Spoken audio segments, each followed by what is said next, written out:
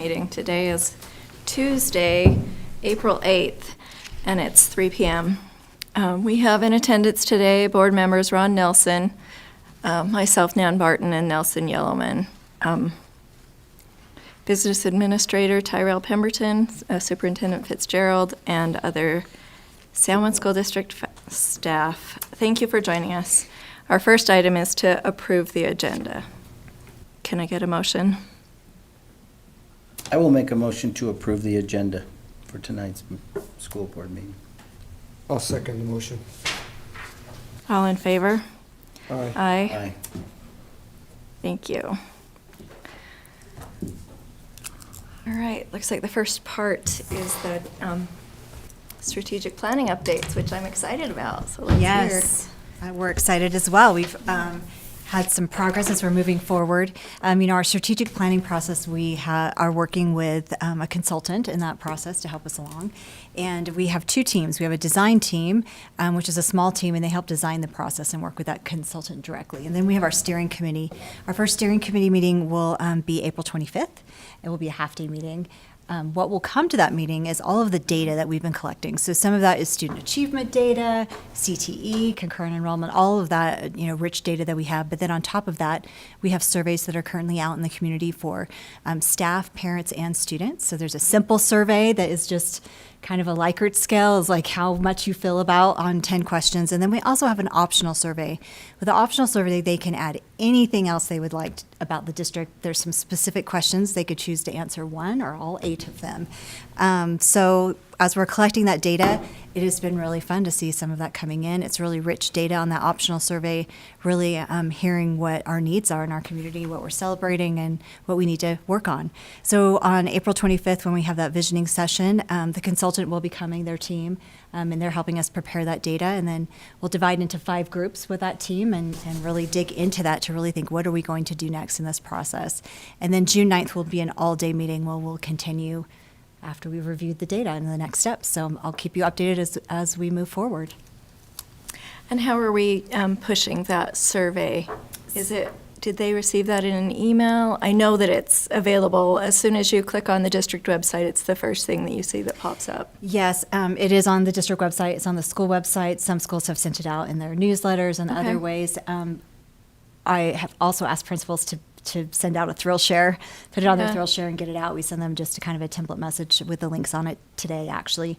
And then our secondary students hopefully will be taking that survey in, not hopefully, we've asked them to take that survey in their flex time, so maybe advisory or that. And then focus groups are happening as part of School Community Council.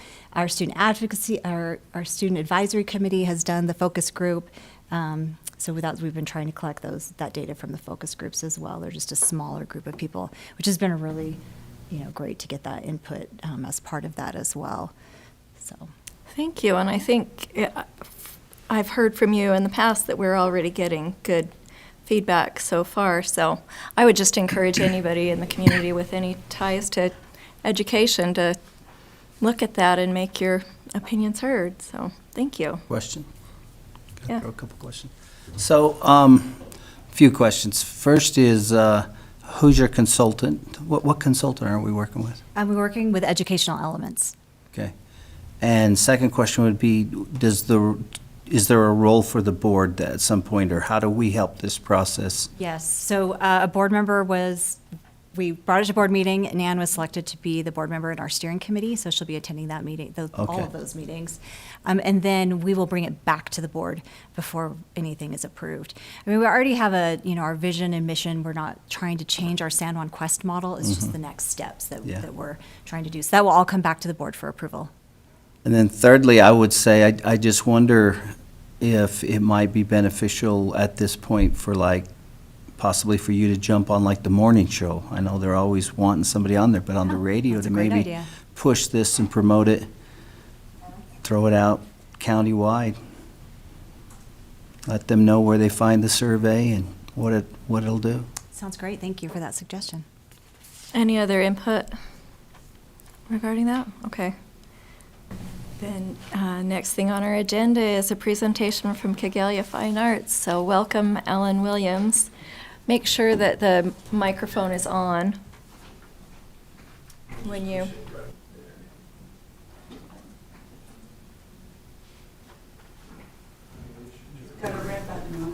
Yes.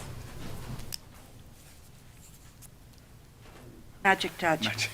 Okay, so go ahead and introduce yourselves. Okay. Yatahe she Ellen Williams Shinisha Do. Sam Arungwa, And Vice we President. we are with the Kaglia Fine Arts, and we would like to just share some of the things that we've been doing in conjunction and for the school district. And we're going to move very fast, Mr. Brewer, in the first little part, and then we'll slow down. And this is a presentation prepared especially for you. Can you imagine a world without music? Or a world without arts. Or a world without dance? Or imagine a world without theater or performances in our community. Can you imagine a world without photography? Or maybe imagine a world without stories to read to our children. Or without movies? The fine arts are truly what make and enrich our lives. Maybe I should be on this side. Okay. So when she said enrich our lives, we're talking about a way for students to do what we call self-discovery, to learn about themselves and the world around them, express ideas clearly, how to communicate their thoughts, and show appreciation for arts and culture in our community. When students have exposure to fine arts, they generate more ideas, they increase their problem-solving ability, they are willing to take risks, and they cooperate better, and it enhances your cognitive skill. Those are some of the benefits. Research have also shown that art clearly impacts students' academic and social and emotional outcomes, which are in a positive way. It also helps us to enjoy, they will be able to enjoy school more, become more engaged, both in school and in the community, and also develop other ways of studying.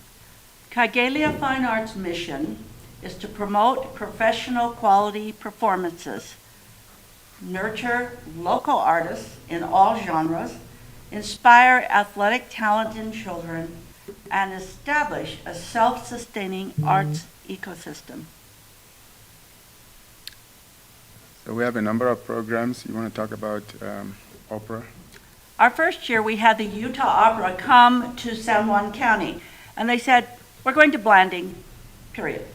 And I had a conversation. I said, wait, we've got 2 reservation high schools down county, and we've got Monticello. And because of a suggestion, this group, they were actually residents in training, went to all of the high schools and many of the elementary schools. I remember their comment about La Salle. We had 7 whole students that we got to perform for. But several of the students, I went to the Montezuma Creek and the Monument Valley performances, and students said, we need choral arts in our school. Utah Symphony just came last spring, and they said, Blanding. We have other high schools. No, we can only do Blanding. So we decided we would bring the students to Blanding. We paid for buses for students who are willing to come up to Blanding. We even talked the symphony into doing a 3rd concert for the students. The 2 high schools, Montezuma Creek and Navajo Mountain, who could not make it, understandably so, I asked the symphony if they would record a short video putting the names of those students to listen to the music. Because I, having been a public school teacher and principal, feel like it's very, very important that as many students as possible get exposure to these fine arts. Then 2 springs ago, we had Lisa Bickmore, Utah Poet Laureate. Now this happened to be a joint endeavor. Her price was very reasonable. So we had San Juan County School District also chip in to take Lisa to all the high schools and work with her. I don't know if it made a difference or not, but the poetry that came out of last year's writing contest was probably double or triple what I have seen, plus the quality was much, much better. Another event we had is Shakespeare. This was a collaboration Kigali did with Southern Utah University, SUU, over at Cedar City. So they came down and performed for us, and you can see that the pictures on the board you're seeing is taken by Hans Laws, who is 9 years old. One of our goals is to help the youth to become engaged in the arts. We had another one. You want to talk about? Okay, I'll start it and you can fill in. So Vocal Point, this one is important because it's one of the few times that we've partnered with a private university. This one is from Brigham Young University in Provo. They came down and performed for us, and it was amazing. They enjoyed it as much as we did, and the youth especially. I think they placed like second in America's Got Talent or something, but they are very professional and incredible, and it sets the bar high enough that students begin to see what quality entertainment is about. Absolutely. So today, board members, we've been partnering with the school district for decades. It predates me. I've only been here for 5 years, and I know that this has been going on for decades. But we realize as a board in Kigali that we have so much in common. Our taste and desire in arts aligns with what we see from the school district. And so today we thought we would, first of all, come and share some of what we've been doing so that we can get some acknowledgement from you, but also eventually we want to deepen our partnership to be able to do a lot more going forward. One of the things we would like to do as Kigali Fine Arts is to offer free admission for all school-age children. But we're going to ask you for something in return, so you're not off too freely.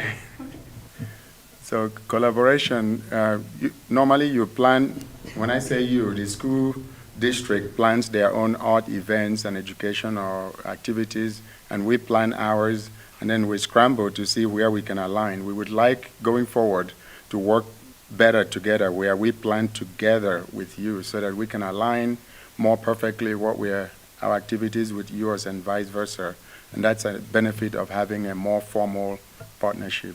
One of the things that I really love is that Kigalia has an art show at the edge of the Cedars Museum, and right next door is the high school art show. And I think it's a very nice compliment because we as adults can see what the students are doing, and vice versa. The students can see our professional artists who live here in this community. That's exactly right. One other area we see that this partnership would be better is in providing venue. Your auditorium, I think we can say, is the best in the community, or one of the best, let's be safe. So we pay hundreds of dollars to use it. If we partner more closely, we would like, if there are evenings when you could allow us to use it as a free auditorium venue to be able to bring these performances, and we think that that would be huge for us and a win-win. Like the Shakespearean, we invited as many students as we can to come and attend. They had a special program designed for students. And then in the evening, we were charged, but I understand, according to the superintendent, things are in motion. And so we're looking very much forward to that. Yeah, we will still pay for the personnel. I want to clarify that if we they have the need. budget if we need to pay for the personnel or other expenses, but if there are areas where we can help each other, that's what we want to explore. Third from the top, from the left, you see the Yamamoto family from Bluff, and we recently had a international night where there were 13 families living in San Juan County whose origins are outside the county, including Romania, really, Australia, and so forth. Nigeria. Nigeria, Africa. I'm sorry. I know a guy. From Nigeria, whole family came in great costumes. And so we're trying to highlight and expand everybody's understanding it.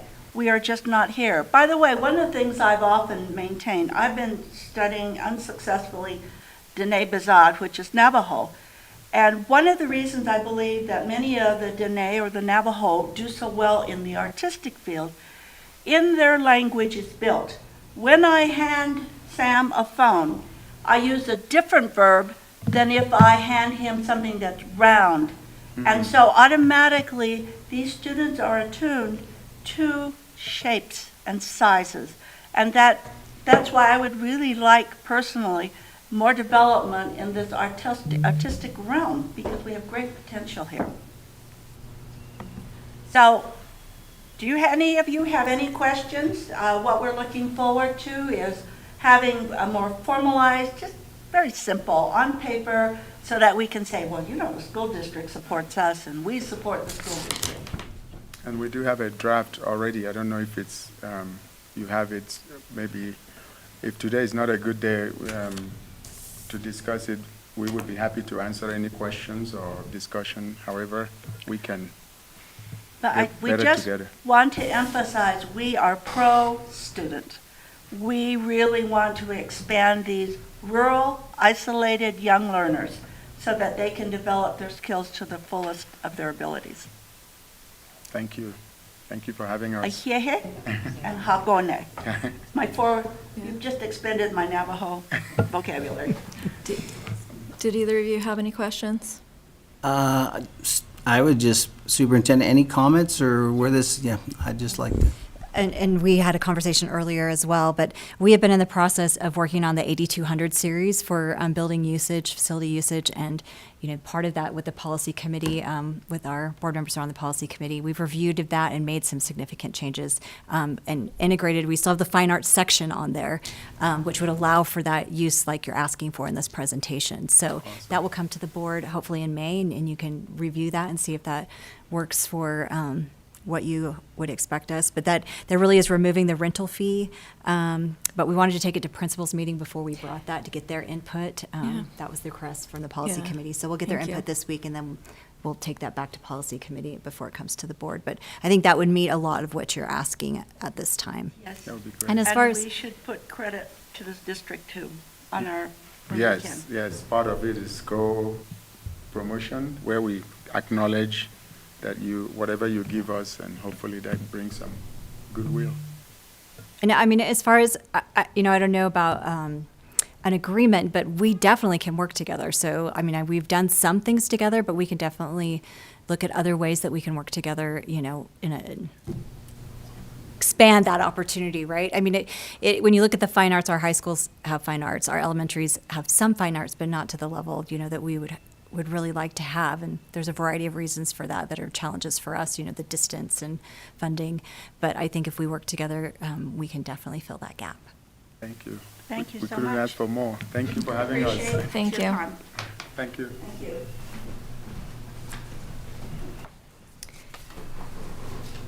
All right, we're on to the survey. I'm going to let you, Perfect, Bill it's already Murdoch, turned on. explain. Good afternoon, board. Very happy to be here. This is an annual presentation that I started last year, and we'll continue it, about our bullying prevention and also the Olvea survey, which is our survey that our students take in regards to bullying and how they feel about school and those different things. So we'll go through this.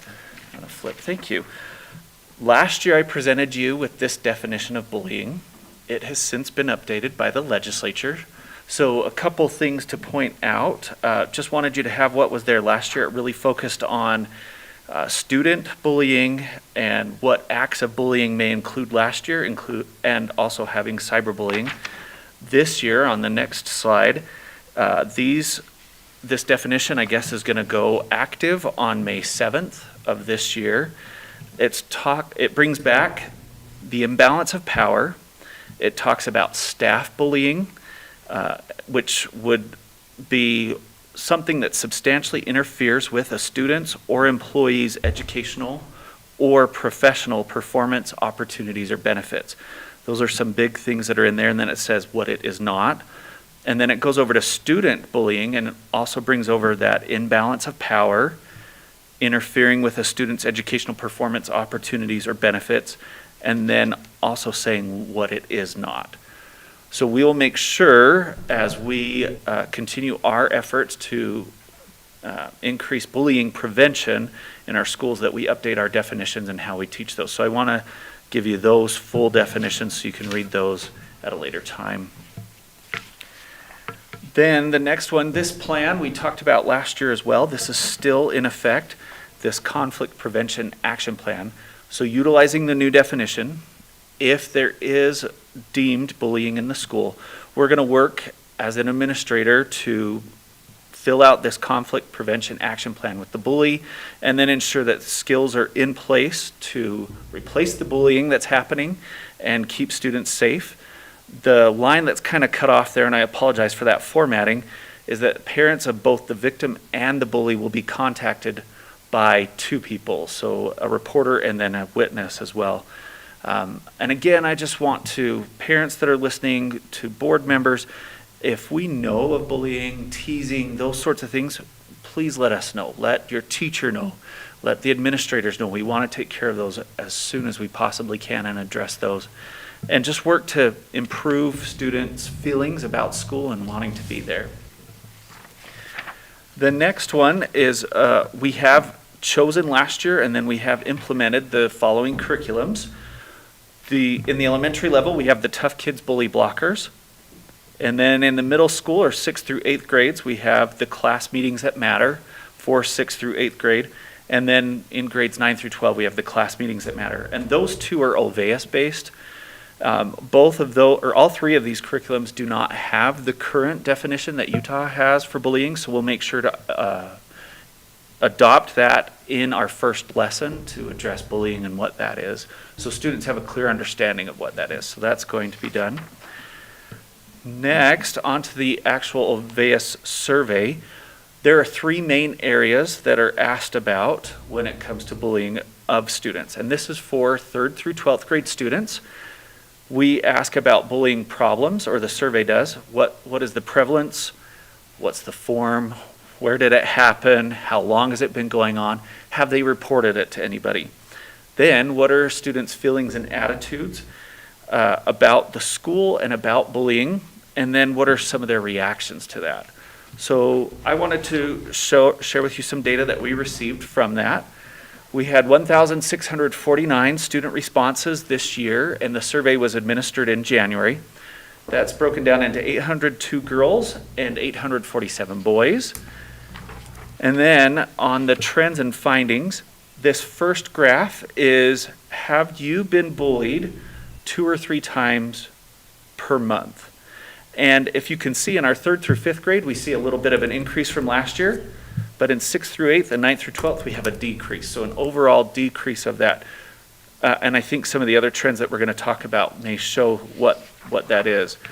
Have you bullied another student?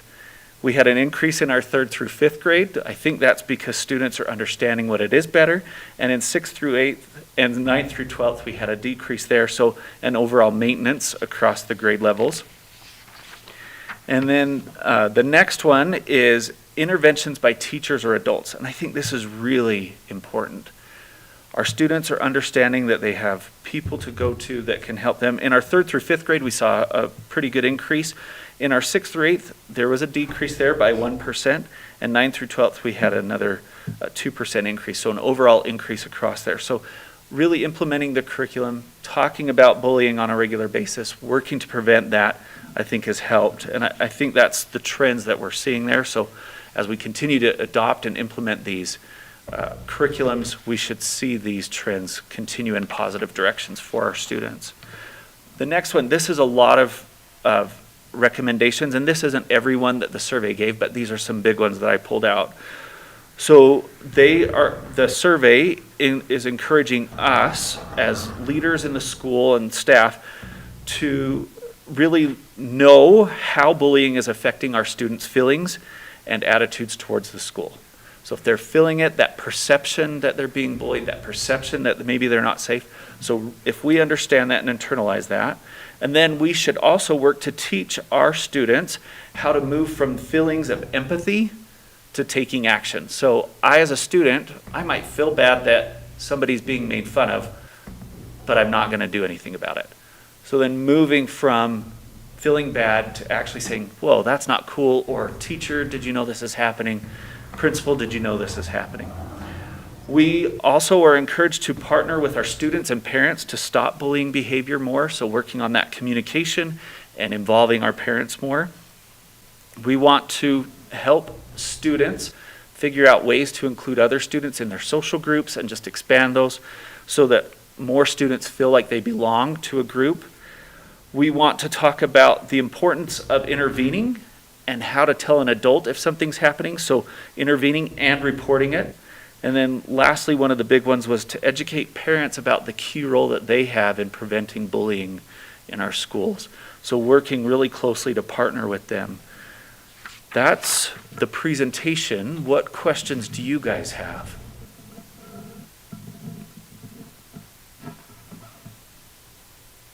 So I would ask,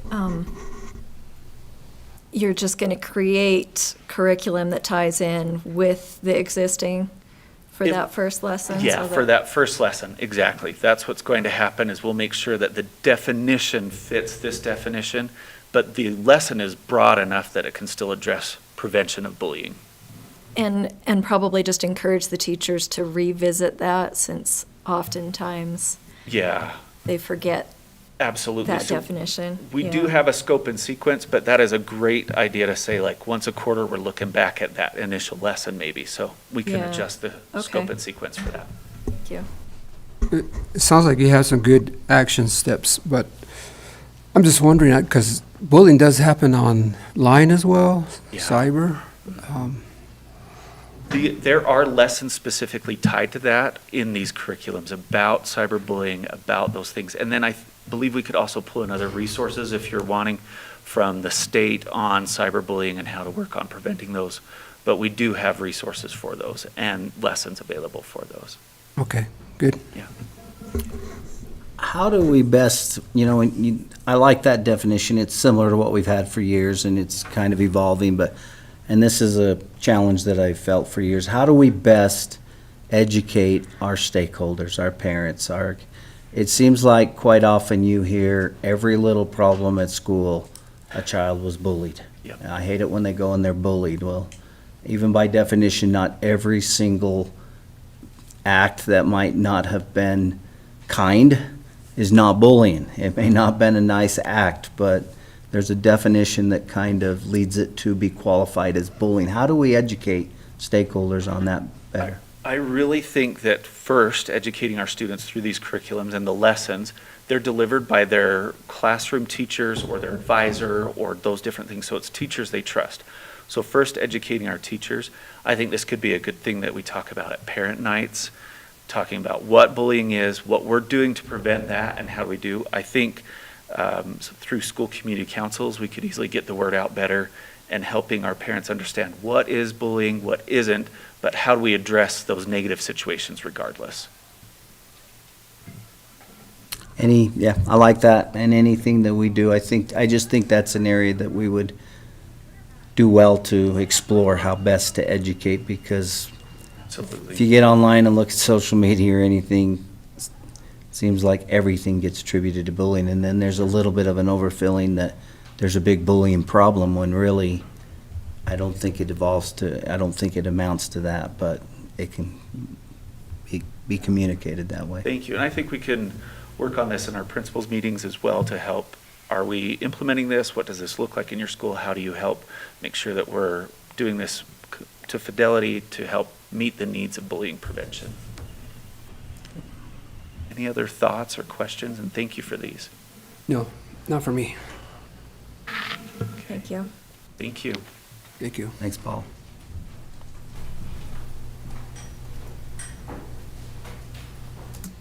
All right, Derek.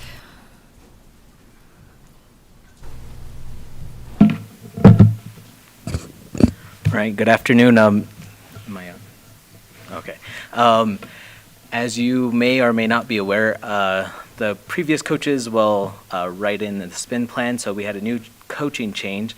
So the change in this is a camp. It's a different camp, and it's an increase of $35, but that is the change for this spin plan for this school year, and those camps happen in the summer.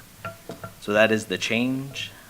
And this is the first view. Any questions on this one?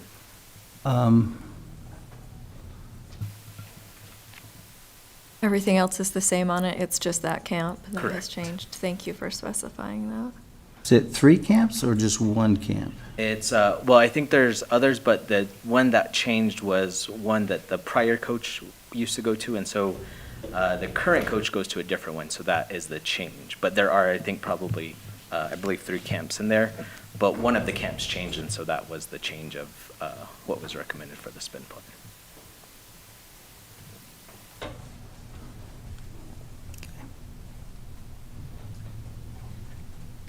Any other questions? No. I think we're ready.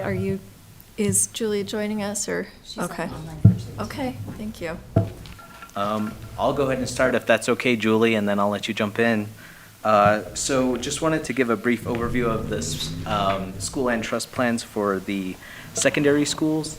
And there's not a lot of change with them from the prior years. Most of them are looking at increasing and supporting in the classroom supports through either a paraeducator or a achievement specialist or personal success coach. All of these have kind of the same function at different schools. And their job is just kind of help increase growth or proficiency.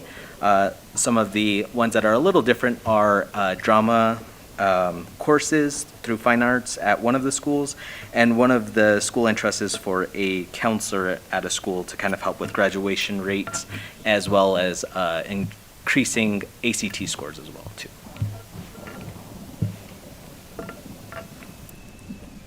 Did anyone have any questions related to that? I did notice that on some of the, and this, we'll come back to Julie on this, but on some of the plans, they talk about how the advertising happens. Is that related to the position, or is it related to how they get the community council to participate? I think based on which plan it is, it could be either or Okay. both.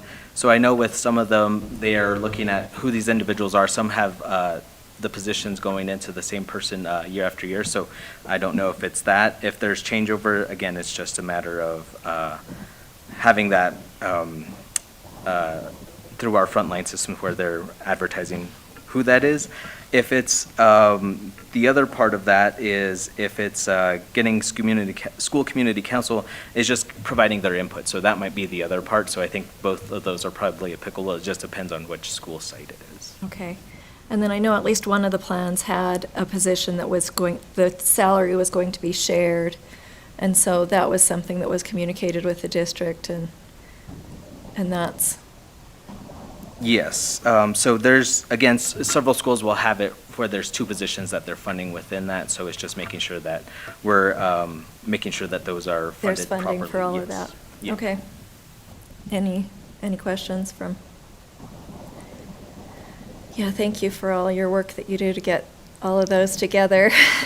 Yeah. All And of then our schools. There was just one more note I had on the signature forms. Yeah. So one of the ones we did get updated, and that's Monument Valley High School, so that will reflect the correct names and correlate with the information. And then we're still getting one signature for the Navajo Mountain High School. So just so that you're aware of that before approving, but we should have that hopefully by the end of this coming week. Okay, thank you. Turn it over to Julie. Right, thank you, Derek. For the elementary schools, there are not significant changes to their action steps and their expenditures other than, salaries and benefits and things like that increase. Their overall amounts increased for the upcoming year.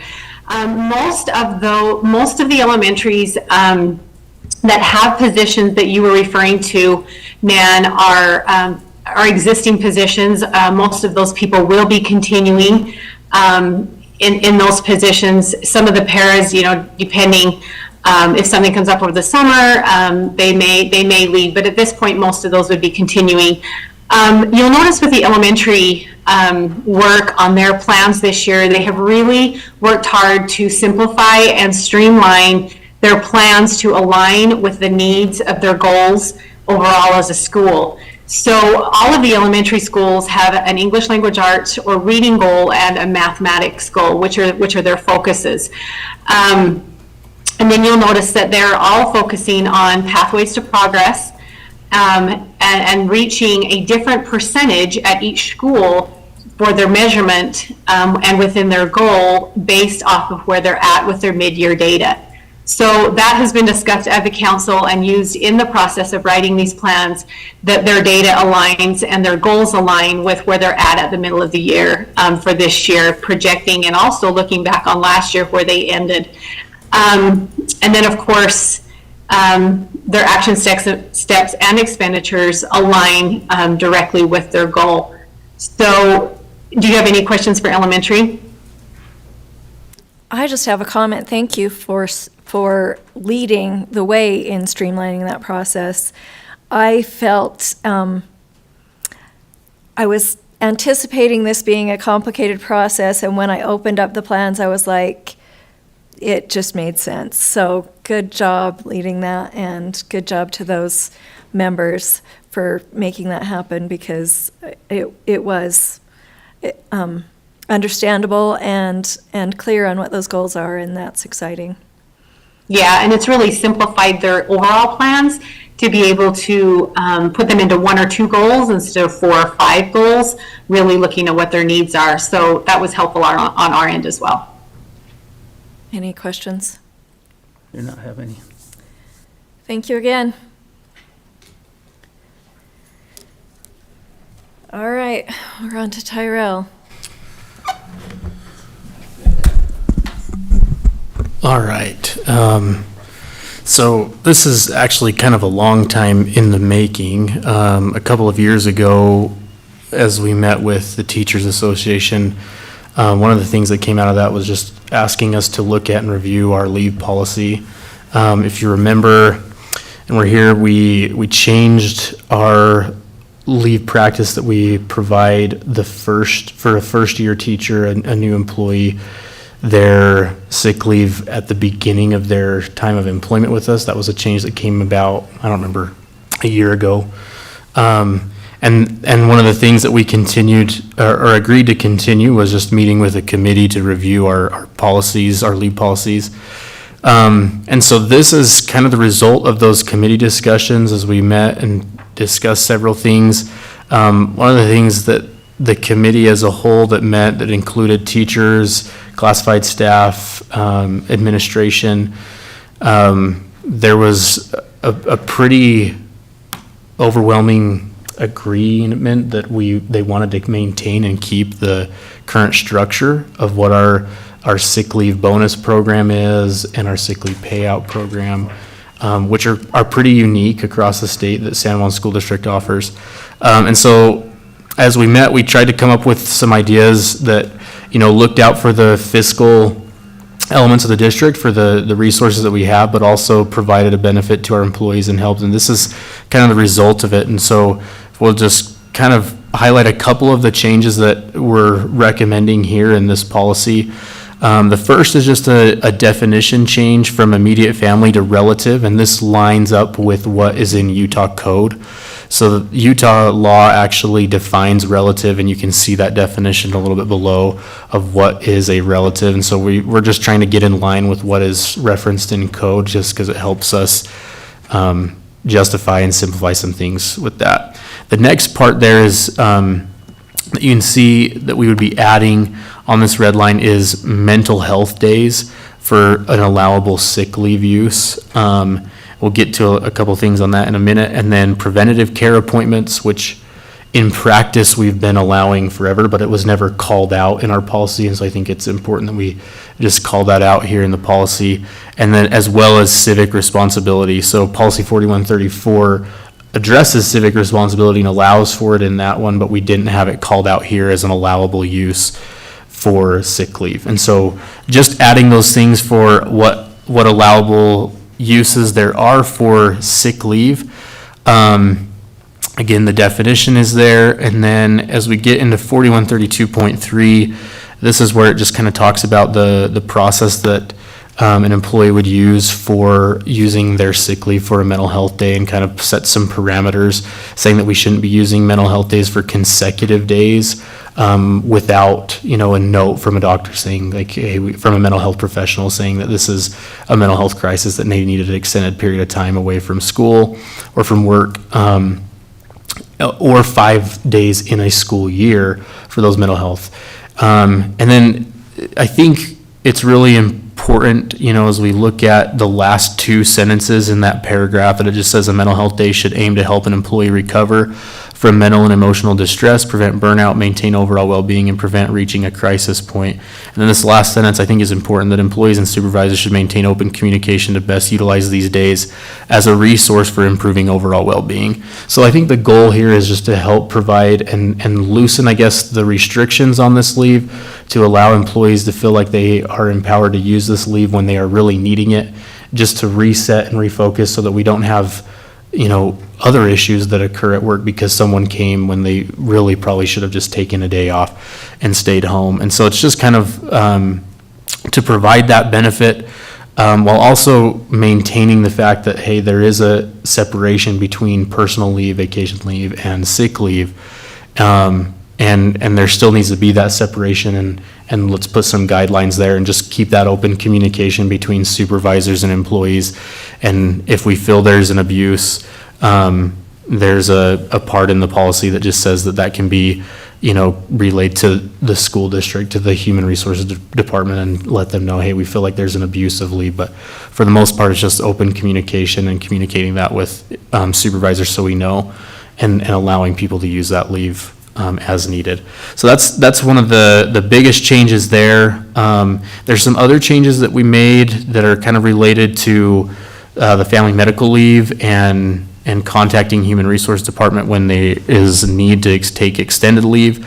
And some of those changes are there just to try to simplify things for supervisors that are receiving requests for leave, and helping them know that they don't have to be like a leave police as much, but also keeping the parameters, protecting the interests of the district, and also the employees' privacy, and that they can contact and provide that information to the human resource department.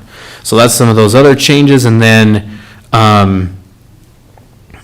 let's see, the other changes that we have on here are mostly just referring back to the definitions. The other thing that we did catch as we were reviewing this policy is in 4132.7.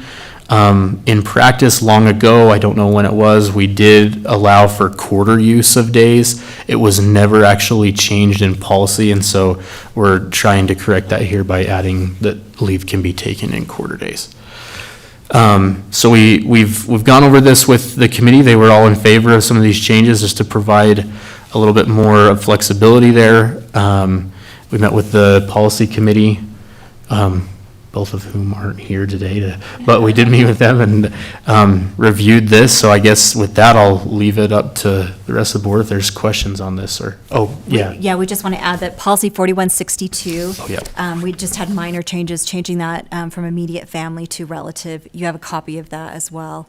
And just of note, 4162 also says that classified employee sick leave will follow the policies and procedures outlined in paragraphs of the licensed employee sick leave policy. So it's going to refer back to the changes that are in this policy. So both policies we would like to be approved. And then I just want to add one thing. This process has gone on for a number of years.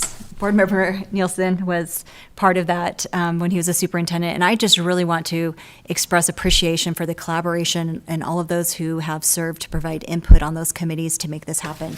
It was a long process, and we couldn't have done it without that collaboration with our wonderful employees. I'd just like to make a comment again that I appreciate. Like you said, this is unique to our district, and it is one of the ways that we show our appreciation to our employees. We can't always pay them the most money, but sometimes there's value in the way that we treat our employees, and I think that is really true in this, so thank you. Of course, we still have to approve it, but that's coming up, so. We're back to you, Superintendent Fitzgerald. So this policy is ready for the final approval today then?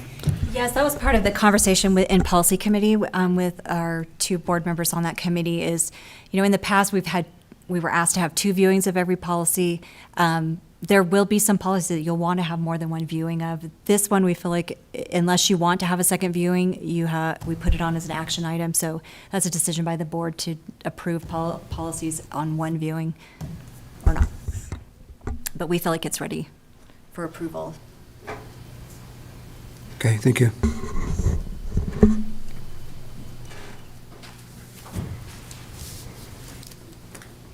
Okay.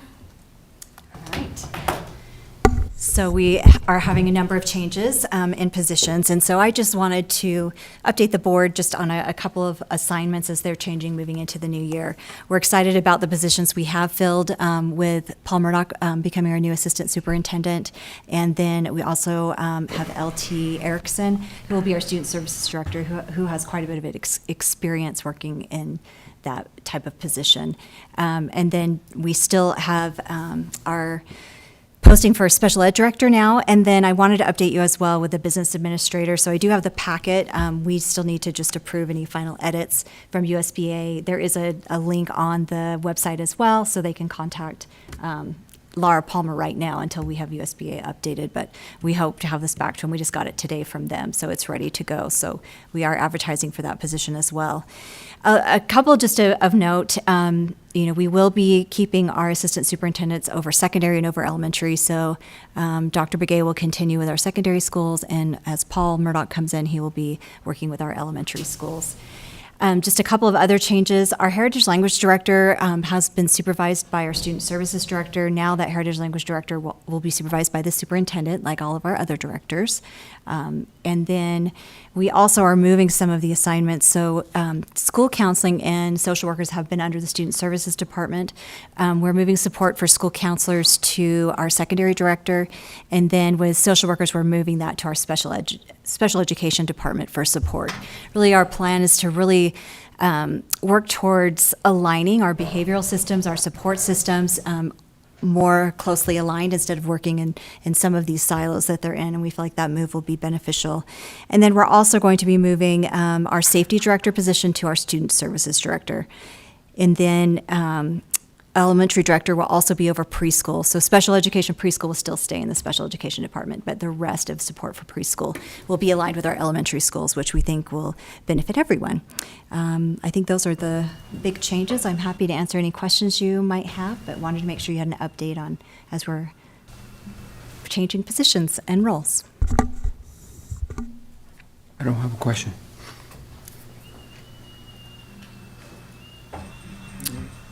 I would just say it's exciting to see changes and new faces, and it's hard to see people leave and go, but it's always good also to see things move forward. So glad you're seeing some strong pulls, and looks good. I'll take that back. I do have a question.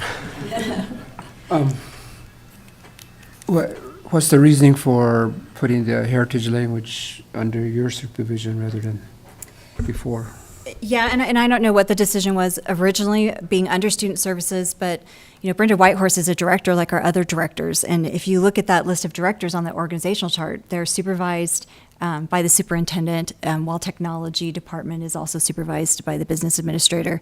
So really thinking about having her be supervised by the superintendent like all other directors is really, to me, I feel like it's just making it equitable to say the superintendent supports these departments and supervises those individuals, so why wouldn't we have our heritage language director supervised by the superintendent?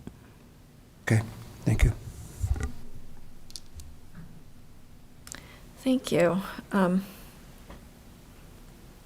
Business Administrator Pemberton. All right, maybe we should have flipped these, but, so, kind of in line with what the next item will be, our new blending elementary school project, everything is moving along really well, we're on schedule for everything.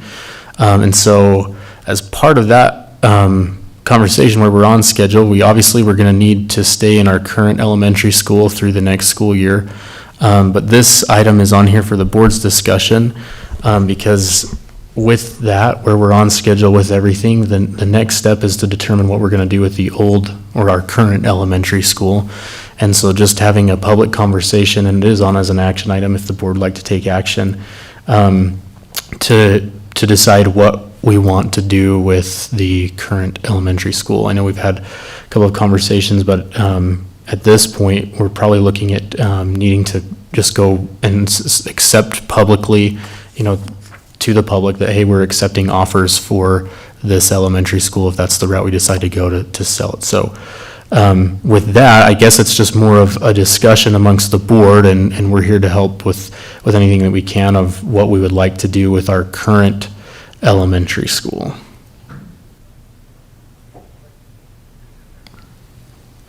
Any discussion related to that?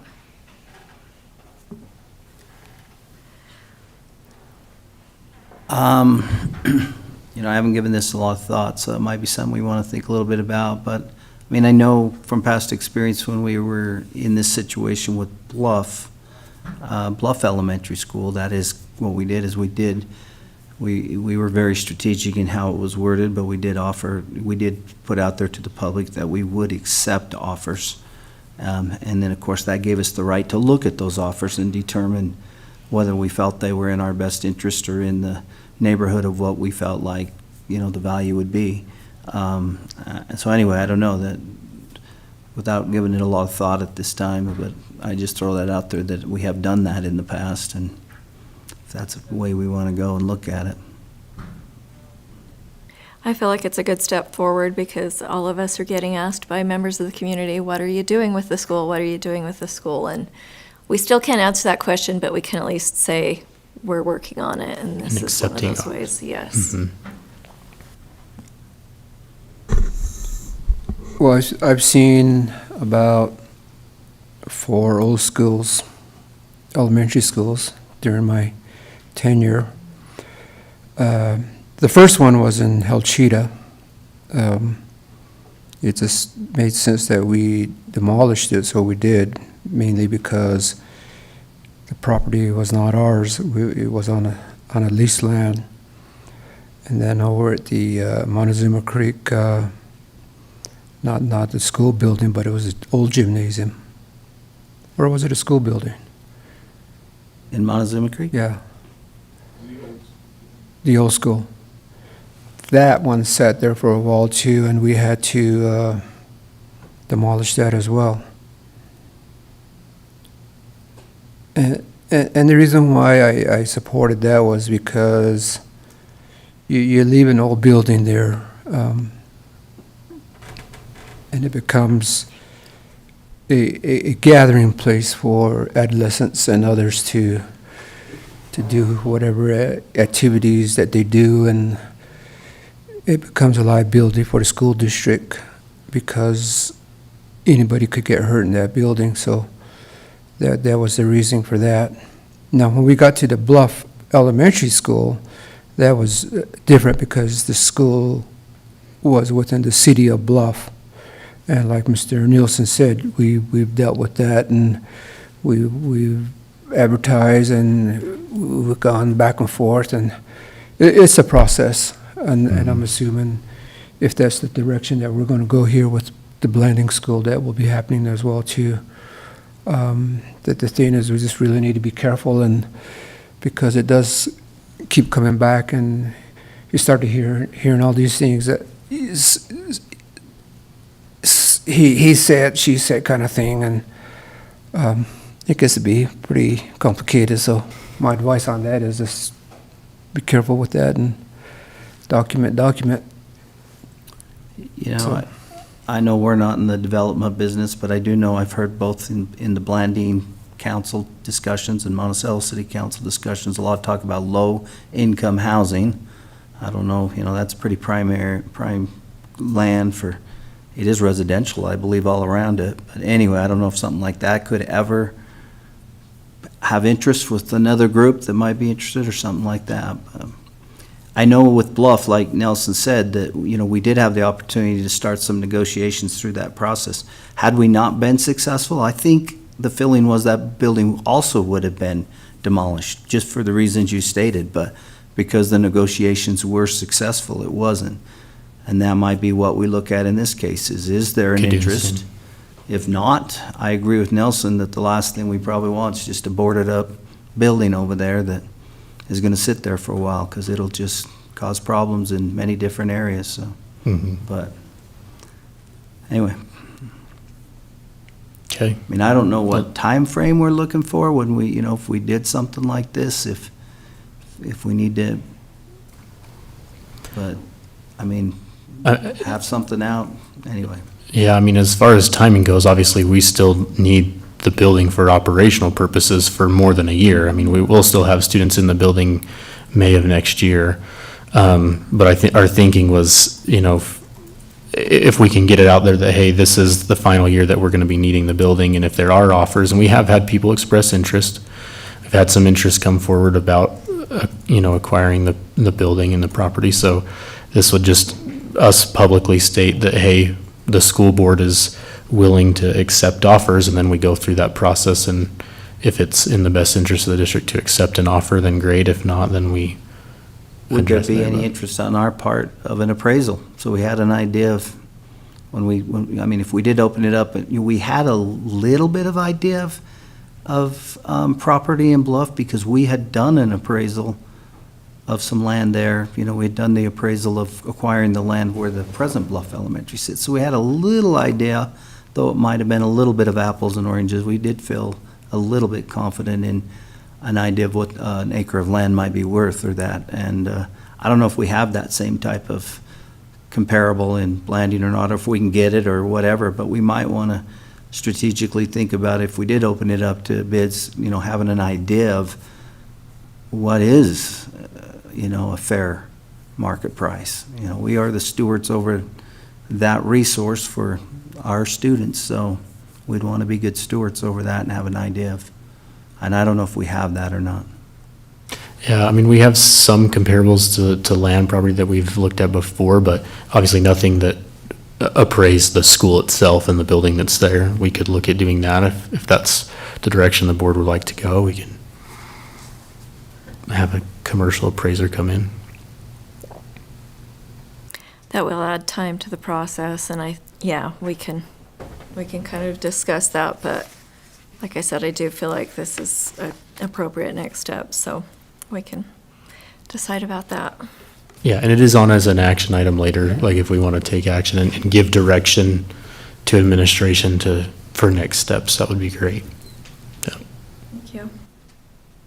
It's still you. Oh, it is still me. I gotta be on here too many times today. All right, the next part is just some capital follow-up. While Aaron's pulling that up, I'm gonna just touch on a couple of other things. As you've seen today, I mentioned in previous meetings, we finally do have some people working here on the elevator to get our elevator back up and running at the district office, which will be helpful, as this building is an old building, and that will provide some ADA access to things that desperately need it. A couple of other things just let the board be aware of is we do have a couple of safety grants that the district has been awarded in lines with the recent legislation of the last couple of years that's come out. And Aaron and his team are awesome and are helping us with implementing some of the initiatives that were funded by those grants.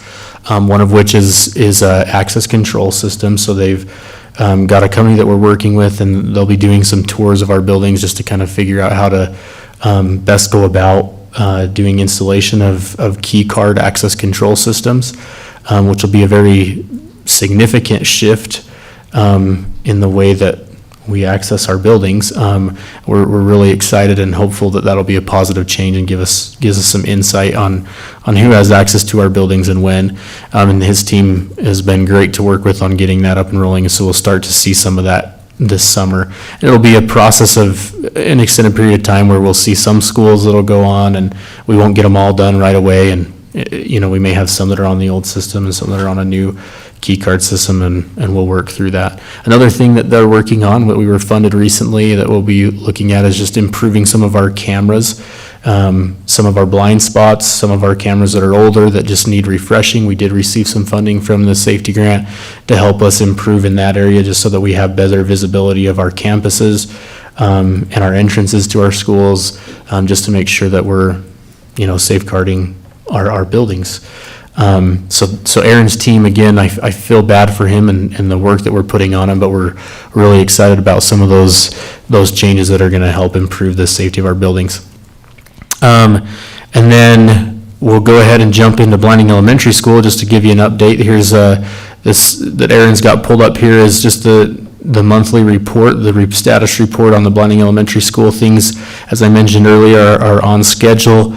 It's one of those things that you just kind of knock on wood, because I've heard horror stories of other large construction projects, and so far we've had just a really smooth ride. Couple of hiccups, but it's been a really good project, and grateful for all those that have been involved in helping it be a smooth project. Aaron, if you'll go down to you can just go through those couple of pages for me. You've seen those renderings. If you'll go to the next one, same floor plan, and if you'll just click on that progress video, just so we can kind of view that here as a board. And this video, I think, was taken the day before we finally got our snowstorm in Blanding, so.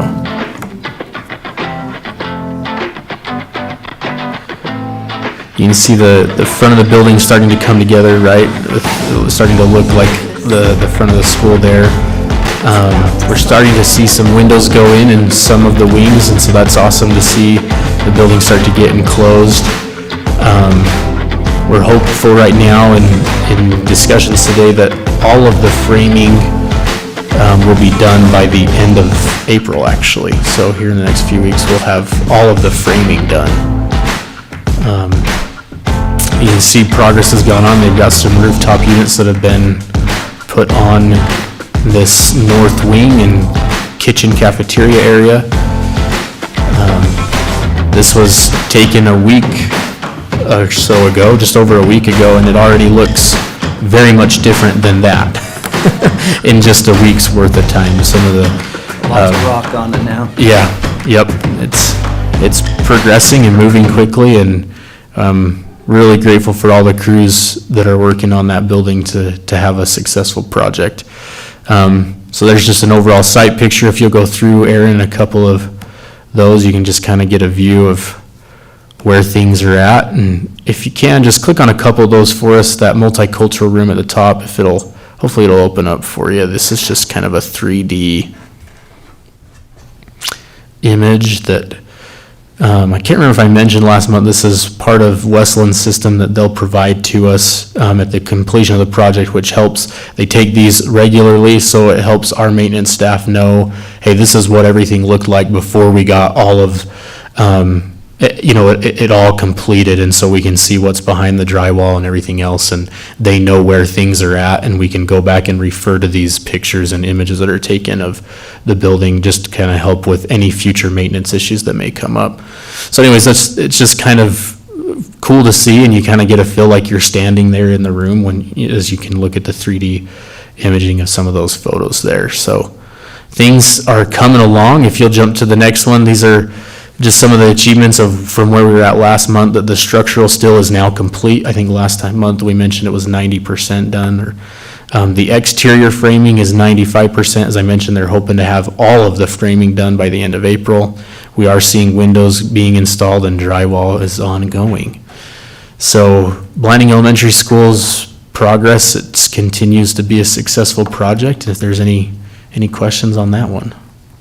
Can you send that to me? Just this presentation, okay. Yeah, it is on Board Docs too, so you can download it from there, Okay, but mine just isn't loading. I think it logged me out, so I'm just looking at Okay. the agenda instead of, okay, that's fine. And then we're back to Assistant Superintendent Julie Holt for her report. All right, thank you. How would you like me to proceed? Do you want me to just go through my presentation, or how would you like that to I work? think we have time for it, so, yeah, go ahead and focus on the things you want to, especially the celebrations and challenges, and, Okay. yeah. Well, I'm excited to share with you the intentional efforts and exciting work of the elementary team. They are so collaborative, and it has just been a fantastic year together. Erin, if you'll go to that first slide, that second slide there that has our goals. Our work has really been central around, hang on, my screen just blinked. Okay. has really been central around these three goals. The first one being highly effective instruction and really implementing highly effective instruction with Tier 1, with all of our Tier 1, but very specifically with our CKLA curriculum. Our second goal being around early literacy and mathematics. So really, really trying to ensure that we are focusing on our data, that we are utilizing Acadience to drive our work as an indicator of student success, and then using program assessments and all other assessments in line with where they should be in line to inform instruction. And then our third goal, and really this is an encompassing goal of all of our work this year, and you'll see in the presentation very strong alignment with school improvement throughout all of our work in the elementary work. If you'll go to the next slide, Erin. This next slide really is an overview for you. I wanted you to just get a snapshot of where we're at with the elementary schools. Numbers of teachers, where they fall in grade levels. We do have some that are teaching multiple or split grades. And then, of course, our provisional teachers, our number of provisional teachers that are within their first 5 years. We have 32 of those mentor teachers, teachers that are supporting our provisional teachers and other teachers that need additional support. 30 of those, and some are doubling up as well. In that role and capacity, 4 of our administrators are within years 1 to 5, and we have 2 of our administrators that are beyond 5 years or 6 years plus. Next slide, Erin.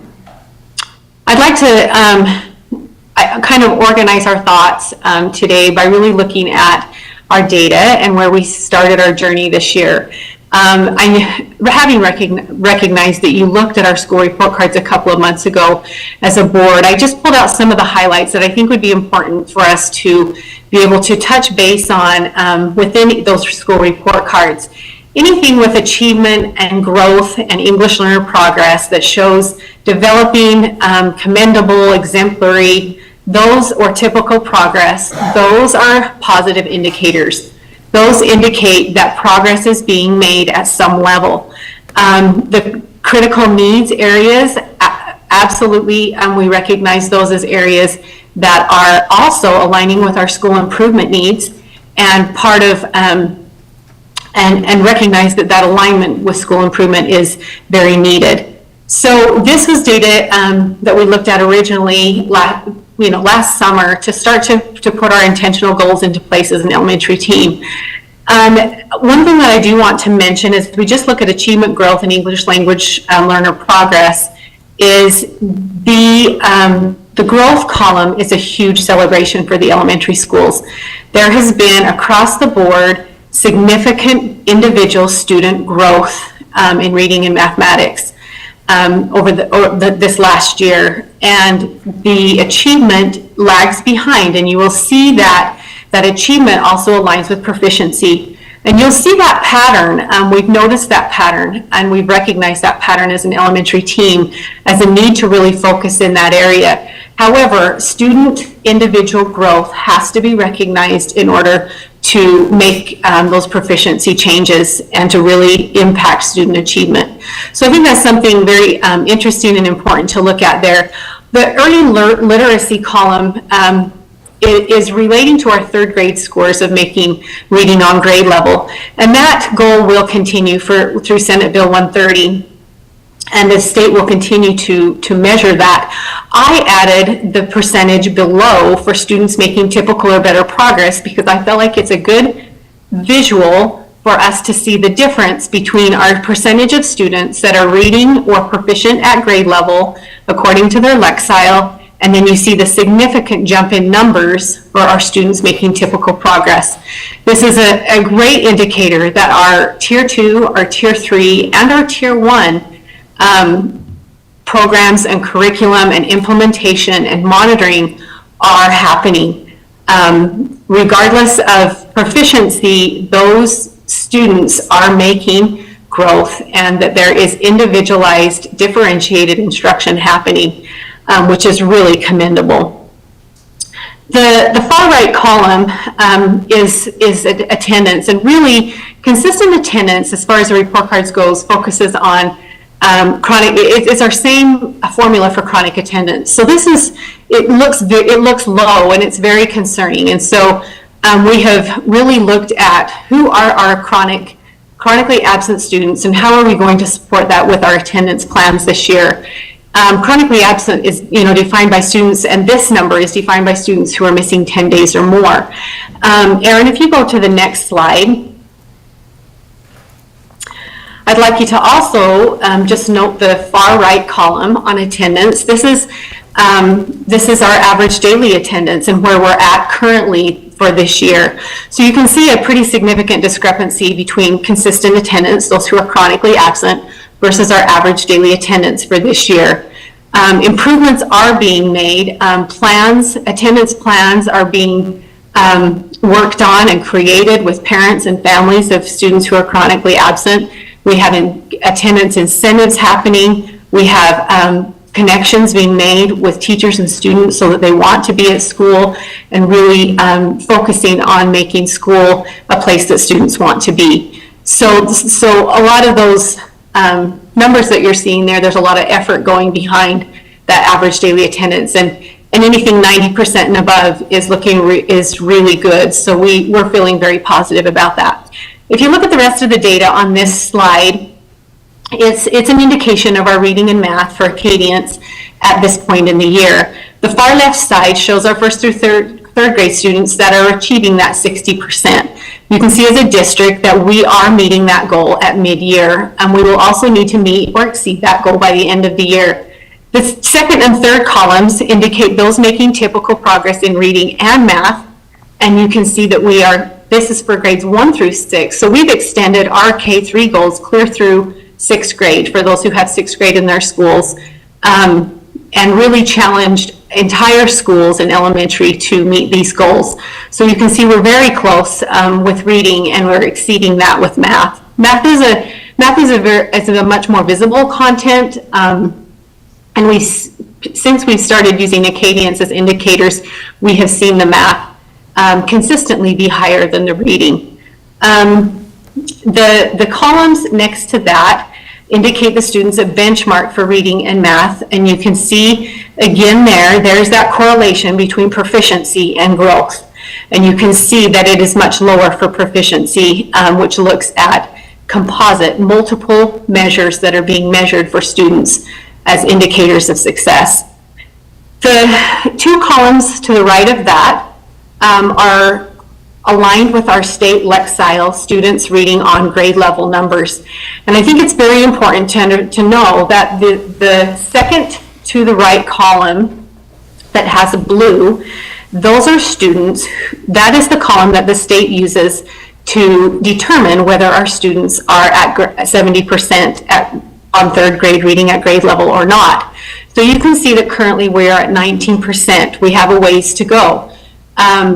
When you look at the column to the left of that says green, these are our students that are actually at benchmark right now. So if we can move those students to the blue column, which is in Acadians is measured above grade level, but that's what the state is using. The Lexile number they are using is alignment with students who are actually, the cut score is above grade level. So that they would be around 55%. So we would be increasing if we can make that push with our students that are currently at grade level. So that's a minimum standard that they're looking at for us to be able to meet that 70%. Erin, will you go to the next slide, please? As we look at all of this data, we ask ourselves, there's a lot there, and there's a lot to work on, there's a lot to celebrate, but we also have school improvement designations, and I've put here for you which schools have school improvement designations based off of many of the things that you're seeing in the data, specifically the school report card, and then also what these areas of school improvement are. And so as schools are working on a myriad of plans, Erin, will you go to the next slide, please? As they're working on a myriad of plans, I put here These are the elementary plans that we work on and collaborate on to align our needs with implementation, action steps, and monitoring. And you can see that each one of these, you've heard of the change management plan, so that really focuses on that 70% of students by third grade, and what are we going to do to ensure that that happens. This year, our elementaries have a leadership problem in practice. As a principal team, we are looking at building equity, we are looking at equity, and really how does that look for supporting students to feel like they belong, and how are we going to embed that work into our instructional work. And then we have our early learning plan that you're very familiar with that focuses on our core areas. We have a 90-day coaching plan as well as 90-day school plans, and that aligns directly with effective Tier 1 instruction. They also help with Tier 2, but our emphasis really is on Tier 1. We also have our teacher-student success plan that each school aligns and has the autonomy to utilize their funds to support their needs within their individual schools. The school land trust plans, as you are well aware of, focus on our core area needs, and then each school has a 90-day plan. So within the work that we do in elementary, we are really trying to align what does it look like to have a singleness of purpose, and how do we monitor and measure growth along the way. On the next slide, Erin, you can review each one of these school improvement areas that we have spent a significant amount of time on as a team to help administrators understand how we can better support, and what does it look like when we say we have a designation of English language learners or American Indian population or students with disabilities or we're economically disadvantaged. What does that mean? And initially when the states put those designations out, they didn't put supports or implementation guidelines. There was not a guidebook that said, here's how you get out of school improvement status. It was, here's your status and just get out. The last couple of years, we have coordinated closely with USBE, and they have put together some support systems and some trainings for us. But at the district level and the LEA level, there is still a huge lift in responsibility for us to support these designations. And these are some things just taken from this year that our elementary teams are doing based off of our data and our designations to ensure that we are starting this process of supporting the areas designated by school improvement and ultimately affecting the systems within each one of our schools that will improve student achievement. So you can see within each of those, I could go into detail on each one of those, but I won't, because the work is super exciting. But we have spent a lot of time just initially within each one of these areas saying, who are these students? We've ensured we know who they are, teachers know who they are, administrators know who they are, where are their designations, what are their categories, what are their accommodations, so that we can begin to work together to create plans to support each one of these. This year we have spent with students with disabilities, we put together a guide for roles and responsibilities so that schools could know what are the roles and responsibilities of people working with students with disabilities, and our teachers and our administration. We've put together tracking sheets that we know, so that we have data to track and analyze and share at the teacher level, at the para level. We have had multiple collaborations to focus on these areas, and you can just browse through those things and see the variety of support that we have given one another. Erin, on the next slide, this is all really about the systems to support our school improvement. And these are some of the things that we've done as a team, the overarching ideas as a team that we have taken upon ourselves to collaborate and to ensure are happening to support one another. The elementary principals are relying on one another. They work extremely well together. They are focused, they're intentional. We come together for our school improvement meetings with a focus and what we want to accomplish, and we work through what we feel like we need to accomplish based off of our designations.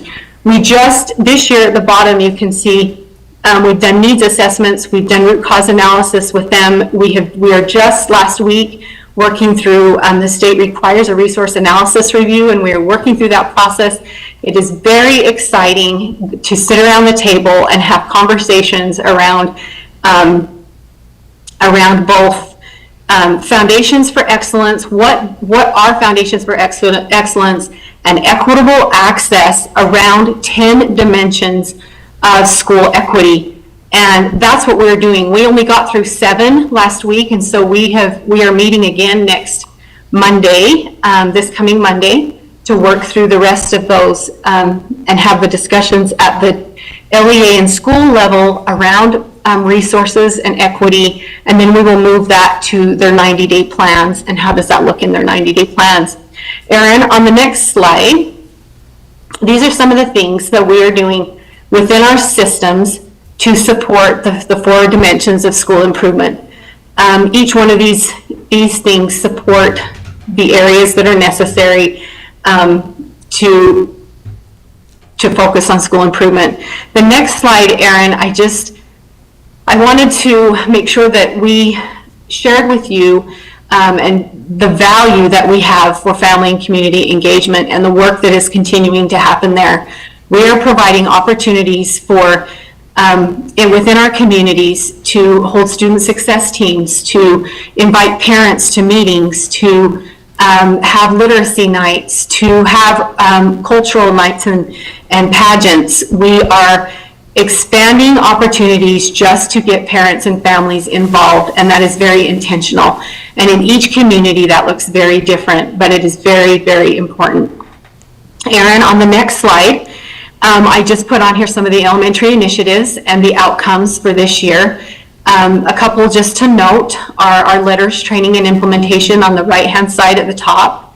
We are on track with our letters training and with our teachers and administrators. And our K-3 teachers have all either been trained or are in the process, and that is an initiative under Senate Bill 27 that will need to be accomplished by 2027, and we will have our administrators finishing up this summer. So, and then new teachers coming on will hopefully be trained within their higher ed programs, but we will probably have to catch a few that haven't been through that full process. I also want to highlight on the right-hand side instructional coaching. This has been huge for our elementary curriculum implementation. They have worked so diligently with the principals at each school to create curriculum design sessions that help our teachers know how to backwards design. That means starting with the assessment, looking at their standards, and planning instruction accordingly. I want to mention that last week we had our second state walkthrough with USBE. They came in the fall and they come in the spring as coaches to support our coach. And we invited both coaches to this session. But in the fall, our teachers were very apprehensive about implementation when they were here. And they were very tentative, of course, with the new curriculum. And a lot of teachers had concerns about our students are never going to be able to read this text. This academic language is too hard. And last week, it was so exciting to sit in classrooms and hear students reading all across. We were at Montezuma Creek and we were at Tispenesky. And those students were reading and writing and discussing using academic language at their grade level, and that is a huge success. Our USB representative, Harmony Langford, said, I would love to bring teachers and people from across the state to see what we're seeing happen here. So I just want to highlight that I think that is a huge success of this first year of implementation. The next slide, Erin, is just an overview of our district leadership team, something that I also support. And we have really focused this year on both an implementation goal and a summative goal that meets school needs and really focuses around our school improvement needs. The next slide is just really an overview for you to be aware of some of the legislative impacts on elementary. Our professional learning grant has been repealed. So as of July, that will no longer that funding will no longer be available. And that means we have used that funding to pay for letters training. So that will no longer be an option. But the following through with this year's through July and payments will be, we can do that. But that's a pretty big one for us in the elementary world. Our early learning plan has also changed. Last year we could still add in reading goal. There will be no reading goals, that has been taken out as of this legislative session, and it will only have a math goal. That plan no longer needs to come to the school board for local approval. That will just be done as an elementary team. So that is different.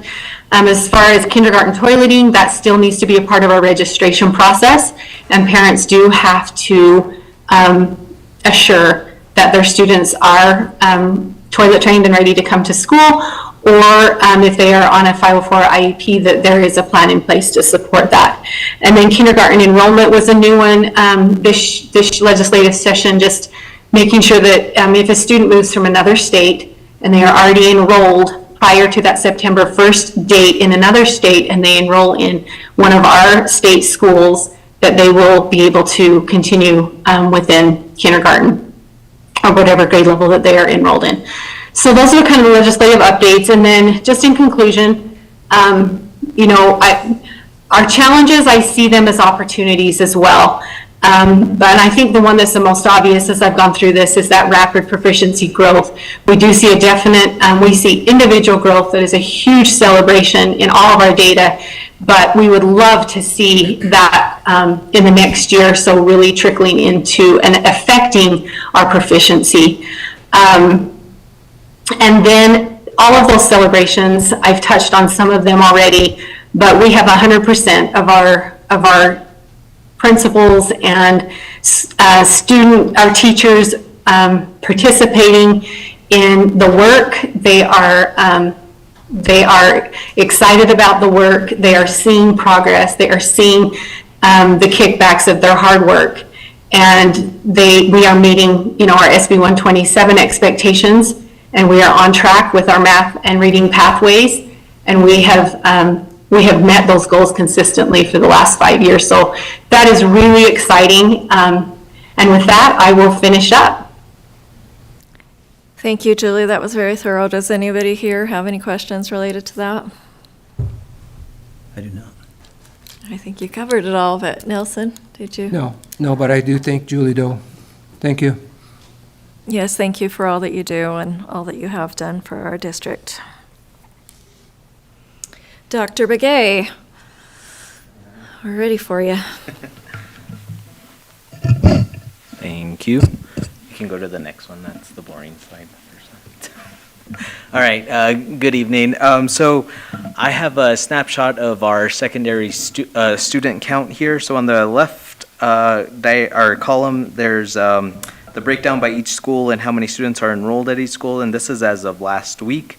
And then on the right side, it's a breakdown by grade level, and that's throughout the entire district. So not by school site, but the entire district of 7 through 12, and then the 6th grade is just factoring in the ARL students. So I thought that was good information, kind of shows where all of our students are. Next slide. Well, you skipped one. You're trying to throw me off, Aaron. So with secondary, there are a lot of moving parts and moving targets. You'll probably hear me use that term quite a bit in this presentation. With mathematics right now, USB is currently updating the curriculum for secondary and I think also elementary. So right now, there's a shift in what they're using as far as approved curriculum and what those benchmarks will look like. So the data right now is not really there. So we're kind of using our own district kind of system until that's been completed. And then same thing for English language arts. There's still transition as far as the standards being approved and the benchmarks. There's supports for that are still coming out this coming school year. So that should help out our English department and kind of gather that data as far as what that looks like and how we're doing in comparison. So those are the two kind of things I wanted to share as kind of caveats with some of the data that we'll be looking at. Next slide. Here's kind of the bulk of the data. So I put in some historical on the left, and there's some graduation rates. In the middle of the page, it shows school year 2025, and right now we have 92% of our students, again, throughout the district, on track to graduate. We had early graduates, and the actual number is 43 students.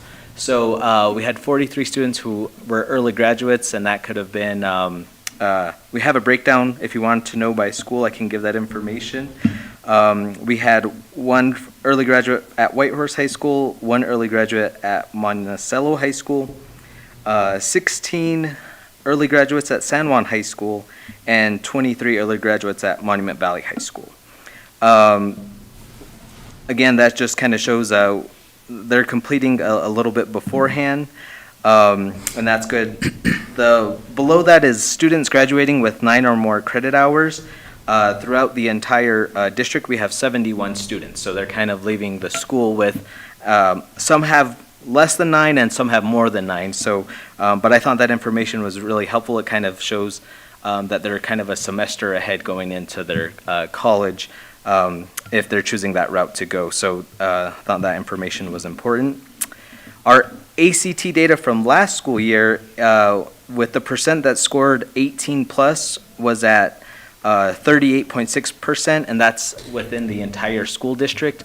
Again, with a lot of the school and trust plans, a lot of that is targeting that to increase that number. So, and then within that, there's a breakdown by ethnicity as well too. Again, helpful information with where those supports are going, so we can target that information. And then below that is our CTE data for last school year. Again, we had 222 concentrators, and that's taking 2 courses and a concentrator course. The credits vary depending on what the program is. And then we had 76 completers, so that's the entire program where they're getting that recognition. And this will show and reflect in some more data that I'll be sharing at the end of this. I can come back to this if you had questions, but we'll go on to the next page because that is a good segue. So right here are our school designations, and you'll notice that we have a few the majority are in a TSI. We have one in ATSI and one in CSI. But I just wanted to point out that Monument Valley High School is recognized in 2 categories, and Whitehorse High School is recognized in 4 categories. However, there was a miscalculation from the state, and there was a discrepancy in the report. And actually, Monument Valley High is only in 1 category, and Whitehorse High School is only in 1 category as well. So that's great news. And a lot of that reflects some of the CTE data. So it's very reflective in the slide before, and how many concentrators we had and completers is really impacting those successes and those designations at those school sites. And I didn't put this data in there, but I can share this with Superintendent to provide to you. But some of the inconsistencies in scores went from 3 points to 17 points. And for Whitehorse High School, there was a 1 point, 1 point, and 0 points. And all of those were 23 points. So that calculation was a huge discrepancy, and so that was fixed. They won't exit those designations. They will at the end of the school year, but it won't reflect until the December, January time period. So they'll probably still show that, but they are exited out of that from the state standpoint. So I think those are reflective in the work that's going on at our school sites and the importance of having our CTE programs really highlighting and emphasizing that exposure, whether it's at the mid-school level or freshman level. And I know when we had the whole area filled with our CTE students, I think that reflects, some of this data, but also some of the great things going on at all of our school sites that have CTE. So I think it's worth mentioning that and highlighting that as well. So this chart will be updated with that reflection of those schools being exited out. And then I think the next part I have, next slide, Aaron, is some of the challenges we have, and you'll see some commonalities. And again, as always, as our new mandates in the legislation, we get a lot of information, again, moving targets, and once we get that information, we're trying to react and stay up with those. So those are constant things that our principals and administration, and along with our teachers, are doing the best they can to stay in compliance with.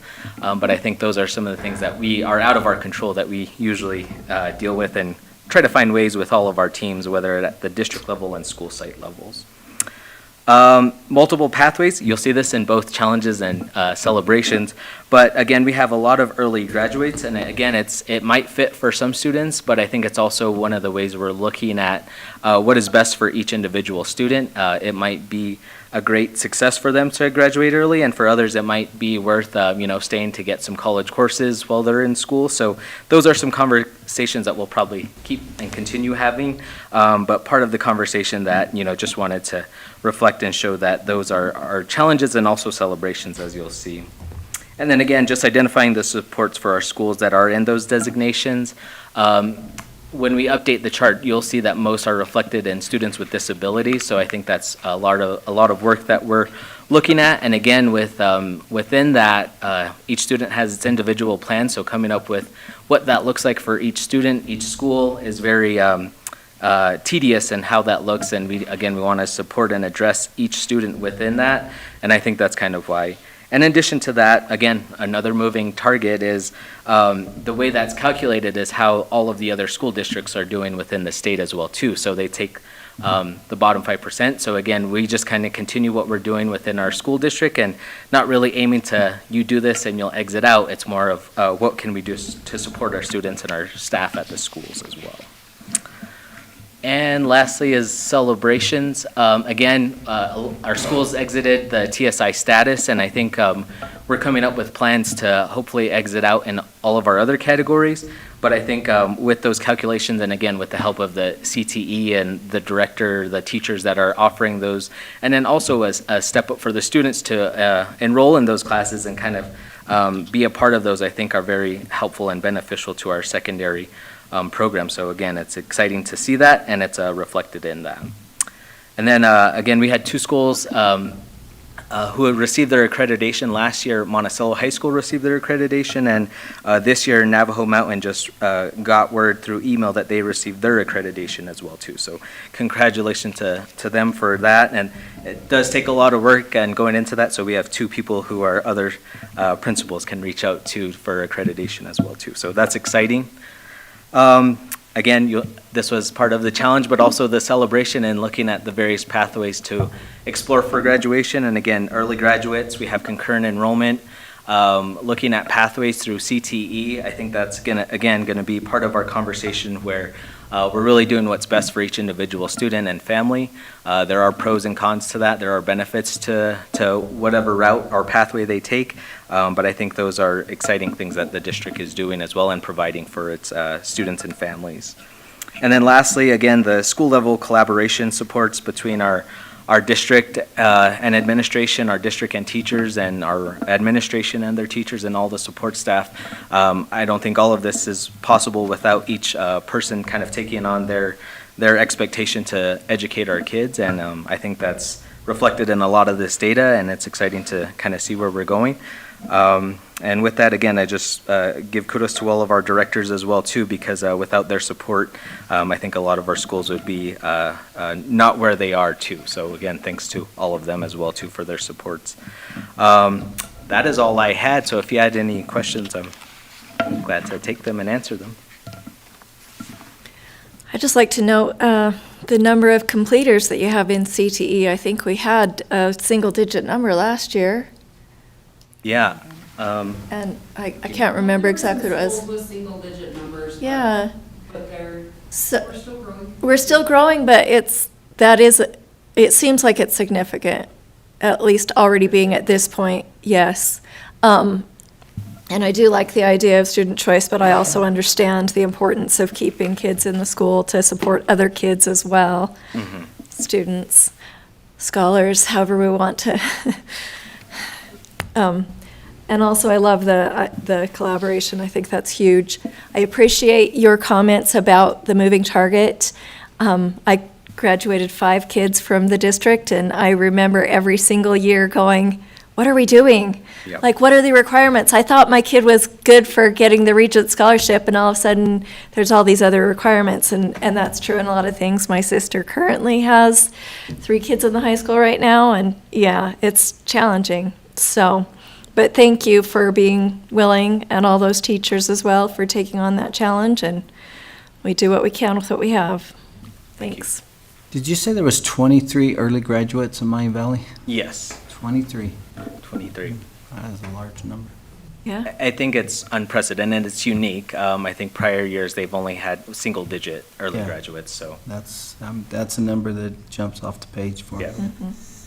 I have a couple of questions. Sure. So what are you doing with kids that are finishing school early? Is there another challenge for them?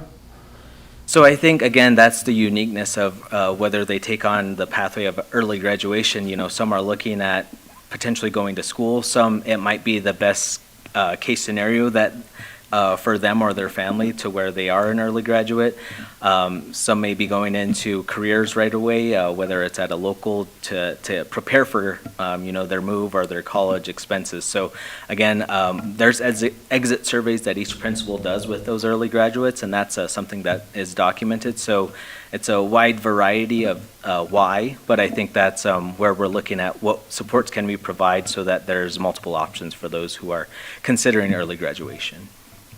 Okay, the other one's the TSI. Are parents informed about their school, that they're in that situation? I think at maybe this SEC level that they're going through these because a lot of the plans are associated with that. So when they're bringing those up, I know that those are conversations happening with the school community councils. As far as publicly, I think we could probably look to do a better job as, one, defining what that is and what that looks like, and then two, getting that information out. So I think there's room for improvement there, I think, as well. Okay, yeah, that would be very helpful because I'm asking because last week, Nan and I and Colleen attended a workshop, a parent engagement, and all kinds of questions were thrown at us. But after hearing Julie's report and your report, things are a lot better than what's heard out there, a lot of negativity. So, yeah, hey, I appreciate it. Like you said, it takes the work of the parents, their students, their child, and then the staff of the school and the administration to make those improvements. And they just don't seem to see that and comprehend that out there without looking at all these these individuals that take part of it to make these improvements. So, thank you. Yeah, thank you. And I think highlighting our celebrations is good, and I think that's where, at our district level, whether we're reporting that out or posting those in the communities is something we should be doing. If we're not doing it, we probably need to do it a little bit better so that everyone's kind of seeing those highlights. So thanks for your feedback as well, too. Mm-hmm. yeah, thank you, Nelson, for highlighting that. I realized after the fact that we probably should have added it to the agenda, but we had already put it together.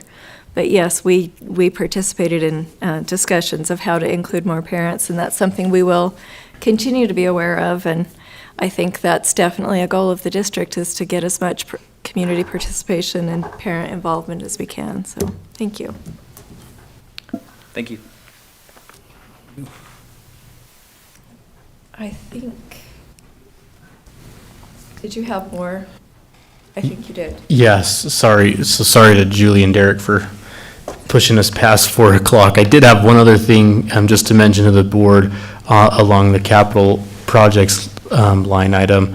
So we do have our entryway project, specifically at San Juan High and Montezuma Creek Elementary Schools. It's ongoing. For board member Nielsen and Yellowman, we'll probably reach out to you to have you sit in on a review committee as we look at bids coming in for those projects. And then in our May meeting, we're hoping to bring for the full board's approval those bids so that we can begin work as soon as school lets out.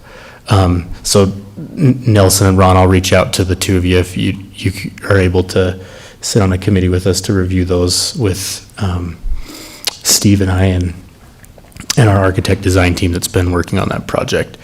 So that's ongoing. We're a little nervous of those just because they are bigger projects that have to be done within the summer window before school gets going. But we're excited for the improvements that those are gonna bring to those two schools, and then the other ones that'll happen next summer. So that's the last item that I had on that. If there's any questions on any of that capital stuff.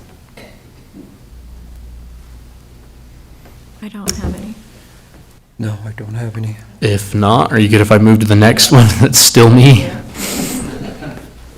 So this is just this is an annual requirement that we present to the board, our fraud risk assessment and ethics pledge. We're missing a couple of board members today, so I'll have to figure out how to get these ethic pledges signed, but the fraud risk assessment is attached for the board's review. This isn't something you necessarily approve, it's just for you to be aware of and review. The superintendent and I have signed it, and we will get it uploaded to the state auditor's office after it's reviewed in this meeting. Over the past couple of years, we've made some improvements to try to increase our score. This actually is identical to last year's. And so we've done some things to try to improve that score in the past. We do have some things that are in place that weren't here several years ago that are helping in that score and in that regard.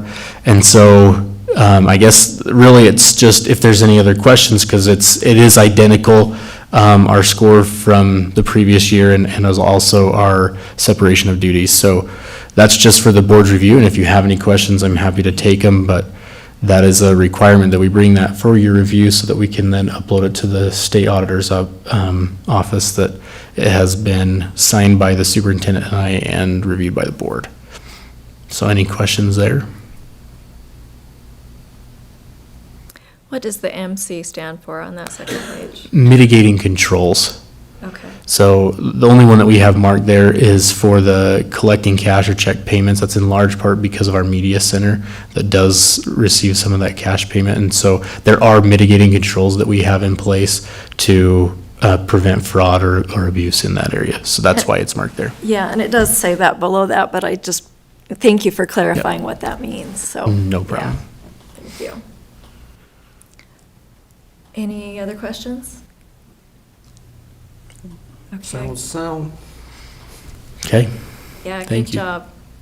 Thanks for getting that, and well, yeah, now we're on to me, and I lost my place. You're next with the. Yes. Okay, so if you look at the San Juan District Board Handbook, we just wanted to make a couple changes to the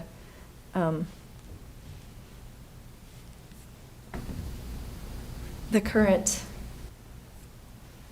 board handbook. They're simplifying some of the language related to the committees and also, removing some of the repetition, right? What's the financial?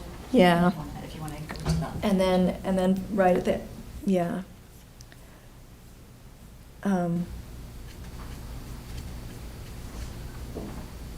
Which page is that? We open it. 7. Oh, we've got the part, 7. yeah, Well, it starts on 6. yeah. So there's the part where it discusses how the board budget, and I skipped it again.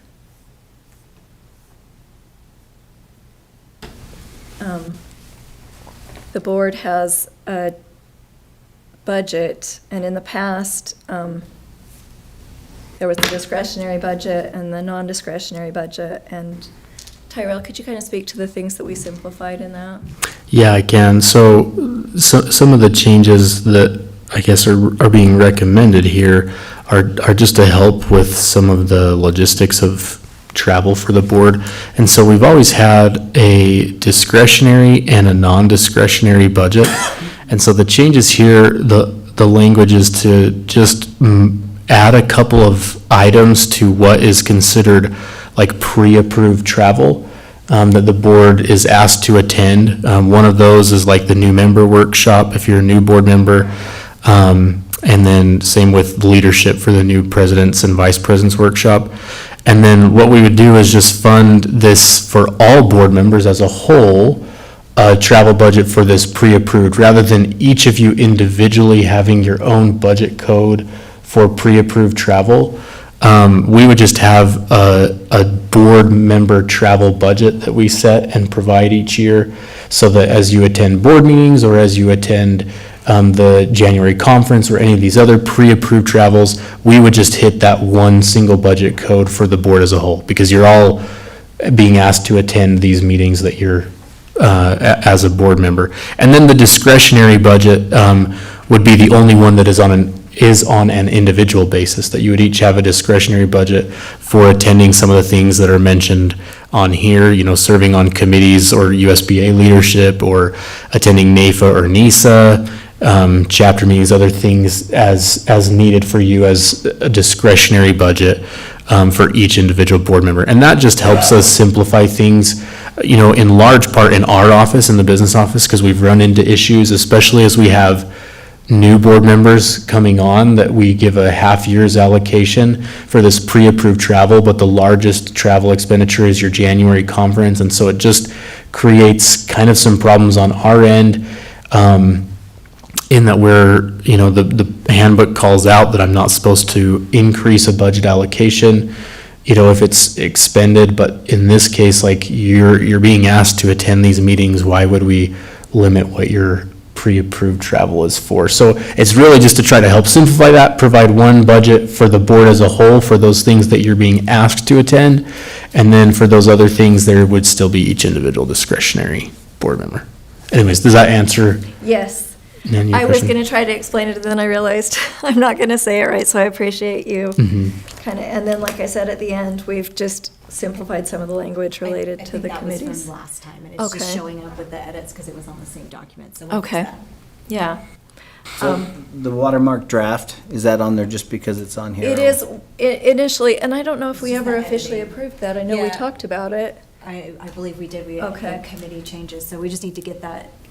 This Just is the red part line with document, the- it has that, yes, and we the- need to get you the clean document. Yeah, And the clean then- document, and the things that we changed are related specifically to the budget, in that there is the partial year allocation that didn't exist before, and also changing some of the definitions from non-discretionary. Well, it and looks like you're just pretty discretionary. much eliminating personal pre-approved. It's just now going to be group. I mean, like, I didn't have enough money in January for my pre-approved, because my account already showed in the negative, but by doing it as a group, you'll be able to cover all those expenses. Right, so now, like, when you look at your board travel reports, each of you has 2 lines, and so it also causes my office to create additional budget line items for travel that you're all attending anyways and being asked to attend. So, yeah, I mean, in really simple terms, we're saying one budget for pre-approved travel for everyone, and everyone has their own discretionary. So there's still the discretionary, but yeah. Right. Then the other is a little more flexible.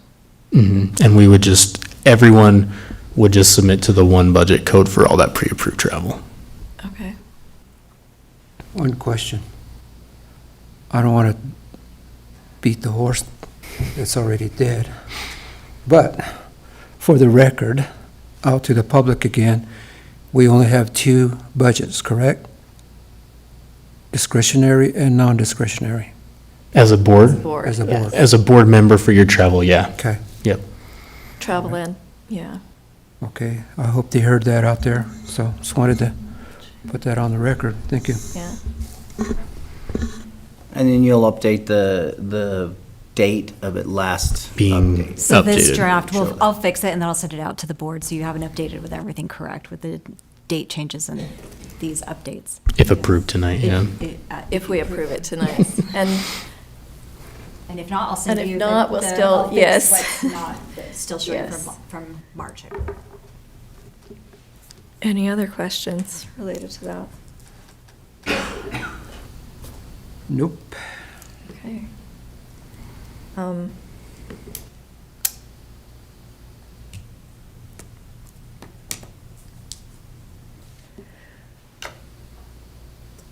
We do need to go into closed session,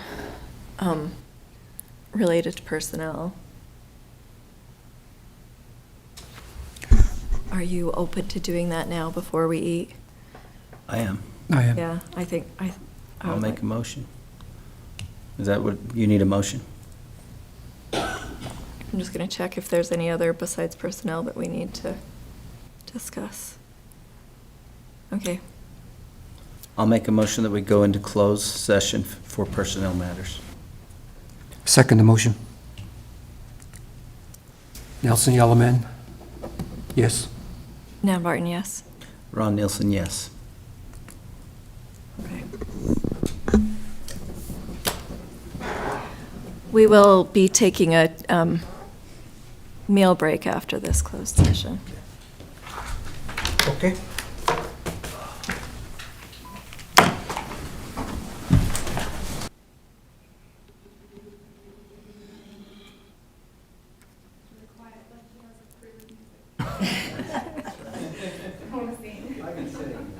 Did you guys bring your walk-on songs?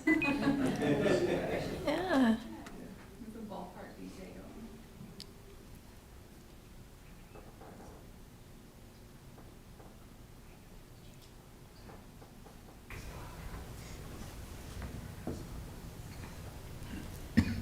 All right, welcome. Welcome guests and district employees. We're excited to have you for this last part of board meeting. And we'll begin this portion with some San Juan Suite Job Awards. Could we have Karen Lee come up?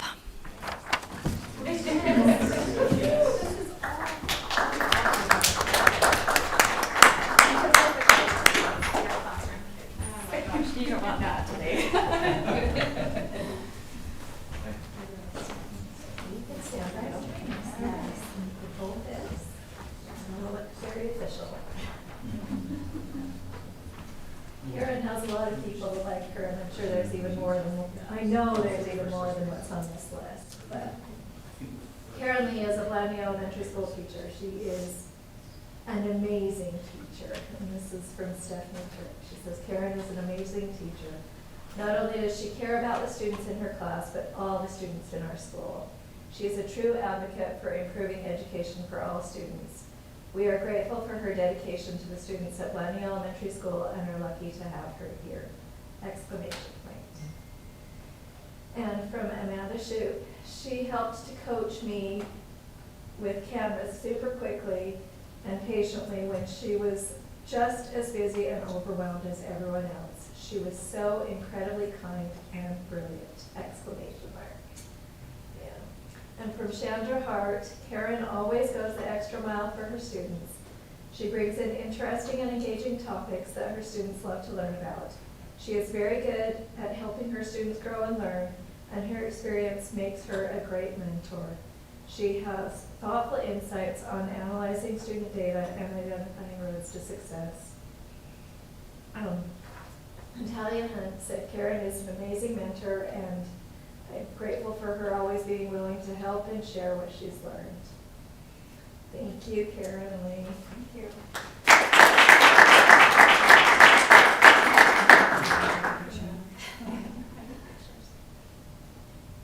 Thank you.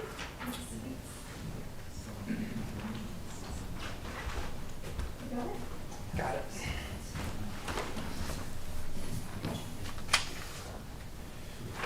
Michelle Bradford, come on up.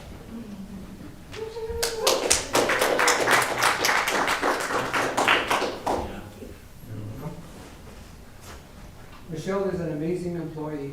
She keeps her kitchen running smoothly, even when circumstances might cause others to panic. She always finds a way to make it work. She is dedicated to her students and does an excellent job preparing quality meals and caring for the special diet students. She is always willing to try anything to make changes that come up with no complaints. She works extremely well with her administration, her staff, and her teachers.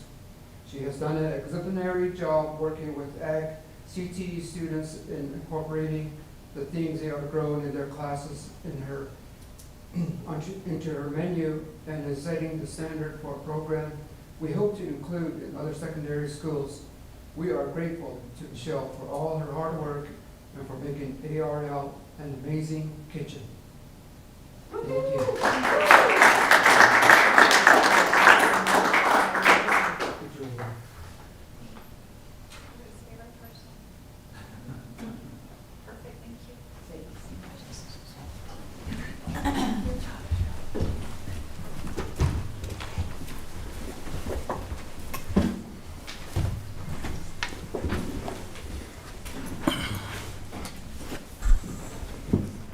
You're welcome to stay, or you can head out, but whatever you want to do, just letting you know. And next portion is our public comment. The purpose of a San Juan School District Board of Education meeting is for the board to conduct its business in public as provided by law. The San Juan School District Board of Education values and welcomes public comment, so time is allotted in our public meetings for such. However, to maximize its benefit, there must be structure and consistency to the practice.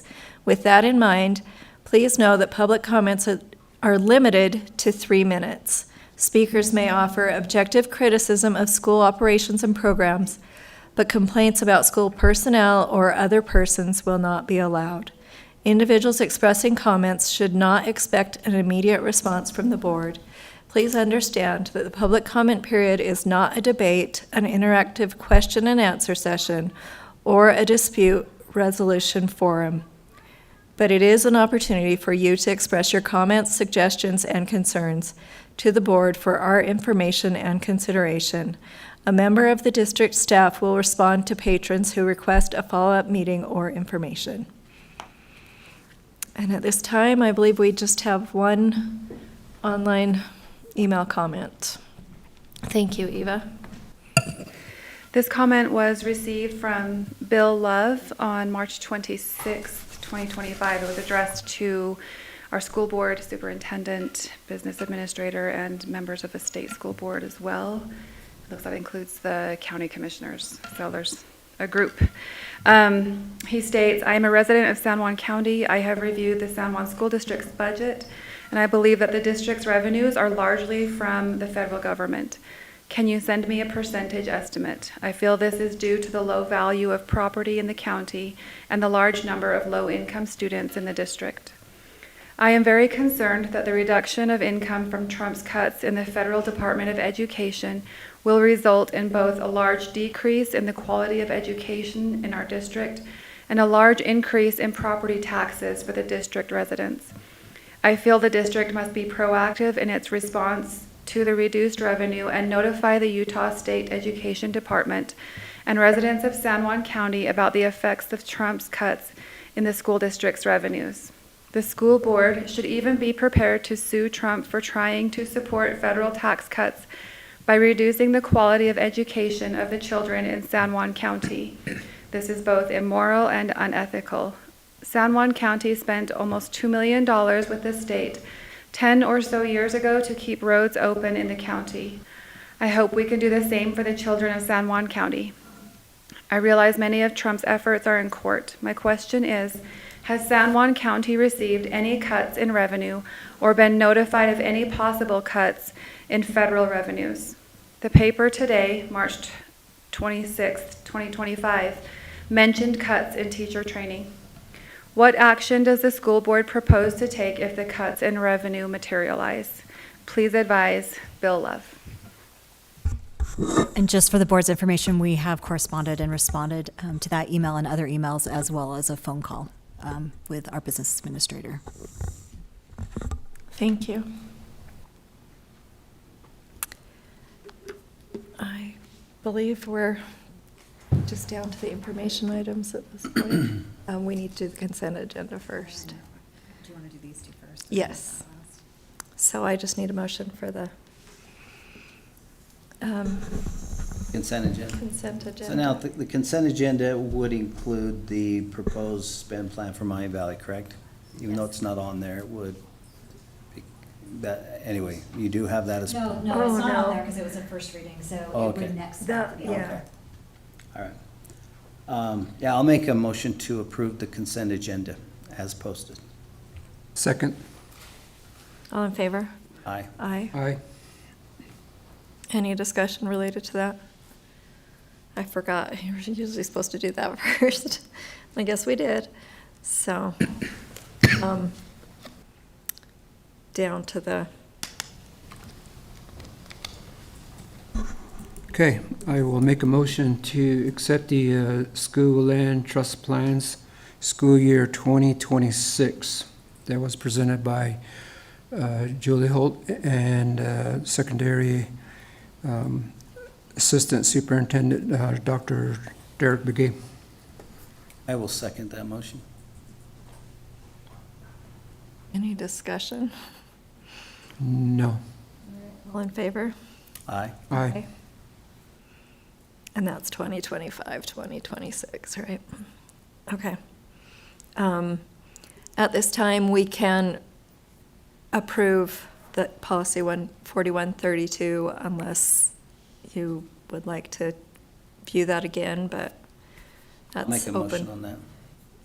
Passes, it passes. Okay, I'll make a motion to approve policy 4132, licensed employee sick leave, and policy 4162, classified employee benefits as updated and explained to us in today's meeting. Second the motion. all in favor? Aye. Aye. I had a question, discussion. Oh, Oh, sorry.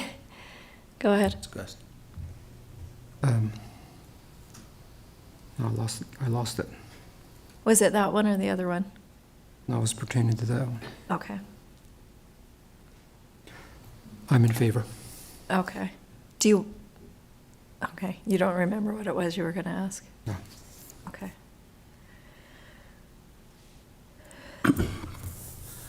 I'll make a motion regarding the Blanding Elementary as well. Okay, what would you like to? I would like to make a motion that we direct our business administrator, Mr. Pemberton, to allocate some time and reasonable resources to explore how other districts go through a process similar to what we need to go through in being as best prepared to figure out our next steps with the property of Blanding Elementary. I'd like to know more about what other districts do, and then also find out anything you can to just get an estimated value or what we need to do to find out that value, and with just the land and maybe also with the land and the building. So spend some time to find out the process and then to find out how we might best know about the value, what you'd recommend, and then even get an estimate of a cost of if we ever chose to demolish the building, what we might be looking at in that area as well, so that could factor in as information in any future decisions. Is that? Are you proposing that we don't advertise yet? That's not part of this I'd like to see our business administrator bring a little bit more information back. That's what this motion is that he would allocate some time and reasonable resources, and there may be a little cost to some of this, I don't know, but reasonable to, again, the things I would like to know is, how do other districts go through a similar process? If there's any out there that we could learn from? What's the best way to know the value of the land, or is there a way without, short of maybe an appraisal, to kind of have an idea of the value with the land and the building? The land alone and the land with the building, and then an estimate of what we'd be looking at if we ever chose to demolish the building. That, I think, is information that could be very helpful in any decisions we make in the future, is knowing all of that information. I will second the motion regarding the board's directives for the existing Blanding Elementary School.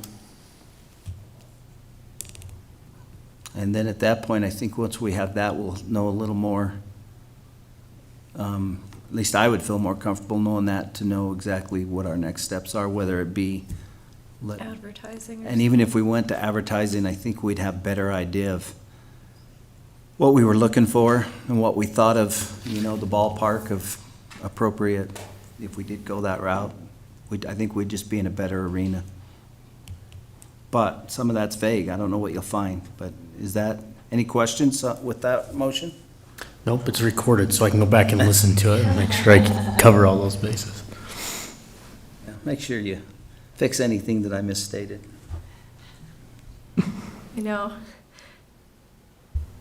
I should have written that down, so I know what we're voting on. Eva, do you want to? Yeah, Eva, will you read that back? Motion that Someone? the board directs the business administrator to allocate time and reasonable resources to explore how other districts go through a process similar to what we're about to go through as we prepare to move forward with the old Blanding Elementary School. Also to find value of land and land plus building value and recommendations or appraisals as appropriate, as well as potential demolition cost estimates. Did I miss anything? I think that was it. What I And you intended. seconded that, so all in favor? Aye. Aye. Aye.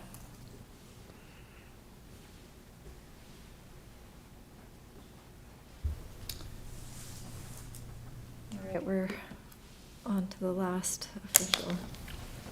You want to do that one, Nelson? Sure. I'll motion to accept the revised San Juan School District Board Handbook. And also, addition to that, the date of the revision. That will be my motion. I will second that motion. Discussion? Nope. All in favor? Aye. Okay, all motions have passed, and we can move on to the Right. information items now. Okay, next board meeting will be May 14th, which is a Wednesday, and it will be here at the district office and broadcast virtually. Easter break with no school will be April 18th. And that is all of our information items. And we did already discuss the upcoming graduation dates. We'll review that in May, but we've, yeah. I just need a motion to adjourn. I'll make a motion to adjourn the meeting. Second. All in favor? Aye. Aye. Aye. Very good. Thank you. We are adjourned.